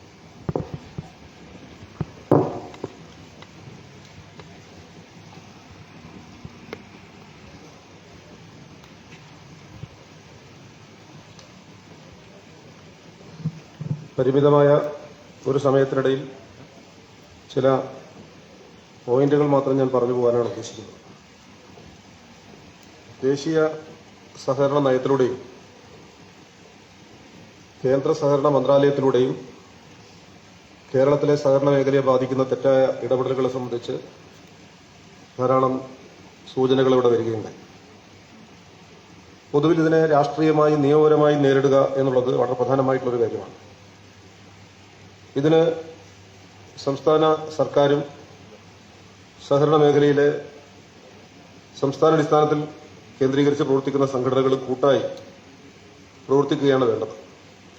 ആ കാര്യത്തിൽ സർക്കാരിന്റെ ഭാഗത്തുനിന്ന് തന്നെയാണ് പ്രധാനമായി മുൻകൈ വേണ്ടത് എന്ന് ഇവിടെ ഓർമ്മപ്പെടുത്തുകയാണ്. സർക്കാരിന്റെ ഒരു മുൻകൈ, നിയമപരമായ പരിരക്ഷ കേരളത്തിലെ സഹകരണ സ്ഥാപനങ്ങൾക്ക് ഉറപ്പുവരുത്താൻ ഭരണഘടനയുടെ അടിസ്ഥാനത്തിൽ നമുക്ക് സാധിക്കുന്നതാണ്. ആ കാര്യത്തിൽ ഇതിനകം തന്നെ ചില നിയമ സംവിധാനങ്ങൾ വന്നിട്ടുണ്ട്. അതൊന്നുകൂടി നമുക്ക് ശക്തിപ്പെടുത്താൻ കഴിയേണ്ടതുണ്ട്. മറ്റൊന്ന്, സഹകാർ ഭാരതി എന്ന് പറയുന്ന RSSന്റെ സംവിധാനത്തിന്റെ നിർദ്ദേശാനുസരണം നടപ്പാക്കിക്കൊണ്ടിരിക്കുന്ന നിരവധി കേന്ദ്രാവിഷ്കൃത പദ്ധതികളാണ്. അതിലിപ്പോൾ ശീതീകരിച്ച ഗോഡൌണുകൾക്ക് വേണ്ടി 1.25 ലക്ഷം കോടി രൂപയാണ് മാറ്റിവെച്ചിട്ടുള്ളത്. സഹകരണ സ്റ്റാർട്ടപ്പുകൾക്ക് വേണ്ടി 15,000 കോടി, അതുപോലെ തന്നെ FPOകൾക്ക് വേണ്ടിയിട്ട് 6,865 കോടി, പഞ്ചായത്തുകൾ തോറും സൂപ്പർ മാർക്കറ്റുകൾ ആരംഭിക്കുന്നതിന് വേണ്ടി ഉള്ള തീരുമാനം, ആദിവാസി മേഖലയുമായി ബന്ധപ്പെട്ടിട്ടുള്ള കാര്യങ്ങൾ, ഇവിടെ സൂചിപ്പിച്ചിട്ടുള്ള അക്ഷയശ്രീ ഉൾപ്പെടെ മൈക്രോ ഫിനാൻസ് യൂണിറ്റുകൾക്ക് ഉള്ള പിന്തുണ, ഇതെല്ലാമാണ്. ഇത് യഥാർത്ഥത്തിൽ കേരളത്തിലെ സഹകരണ മേഖലയെ ദുർബലപ്പെടുത്തും എന്നതിനേക്കാൾ പ്രധാനം. അത് യഥാർത്ഥത്തിൽ RSS ഉദ്ദേശിക്കുന്നത് രാഷ്ട്രീയമായി കടന്നു കയറുക എന്നുള്ളത് തന്നെയാണ്. അവരുടെ നിയന്ത്രണത്തിൽ ഈ സംവിധാനങ്ങളെ കൊണ്ടുവന്ന് അതിലൂടെ ജനസ്വാധീനം വിപുലീകരിക്കുകയും കേരളത്തിലെ ഇടതുപക്ഷത്തിന്റെ സ്വാധീനം ദുർബലപ്പെടുത്തുകയും ചെയ്യുക എന്ന രാഷ്ട്രീയമാണ് യഥാർത്ഥത്തിൽ ഇത്തരം ആവിഷ്കൃത പദ്ധതികളുടെ ഉദ്ദേശം എന്നാണ് പ്രാഥമികമായി തന്നെ മനസ്സിലാക്കാൻ സാധിക്കുക. ഇതിനെ പലതും നമുക്ക് ബുദ്ധിമുട്ടില്ലാത്ത രീതിയിൽ ആ സാമ്പത്തിക സഹായം സ്വീകരിച്ച് നമ്മുടെ നിയന്ത്രണത്തിൽ തന്നെ ഇത്തരത്തിലുള്ള സൂപ്പർ മാർക്കറ്റുകളും അതുപോലെ തന്നെ ആദിവാസി പദ്ധതികളും പഞ്ചായത്തുകൾ തോറും ആവശ്യകതക്കനുസരിച്ച് പദ്ധതികൾ ആസൂത്രണം ചെയ്യാനും നടപ്പാക്കാനും സാധിക്കും. ബഹുമാനപ്പെട്ട സഹകരണ സംഘ രജിസ്ട്രാർ സമീപകാലത്ത് ഇവിടെ വിശദീകരിക്കാത്തതുമായ നമ്മുടെ നോട്ടിൽ തന്നെ പറയുന്ന കുറെ പദ്ധതികൾ അവതരിപ്പിച്ചിട്ടുണ്ട്. വളരെ ക്രിയാത്മകമായ ആശയങ്ങളാണ് അദ്ദേഹം മുന്നോട്ട് വെച്ചിട്ടുള്ളത്. പക്ഷെ ഇതുപോലും പൂർണ്ണമായിട്ട് നമുക്ക് പ്രവൃത്തി പഥത്തിൽ, ഇനി പൂർണ്ണമായിട്ടൊന്നല്ല ഭാഗികമായിട്ട് പോലും പലതും പ്രവൃത്തി പഥത്തിലേക്ക് വന്നിട്ടില്ല. അതെല്ലാം വരുത്തുന്നതിന് സർക്കാരിന്റെ സബ്സിഡി ഏർപ്പെടുത്തുക അല്ലെങ്കിൽ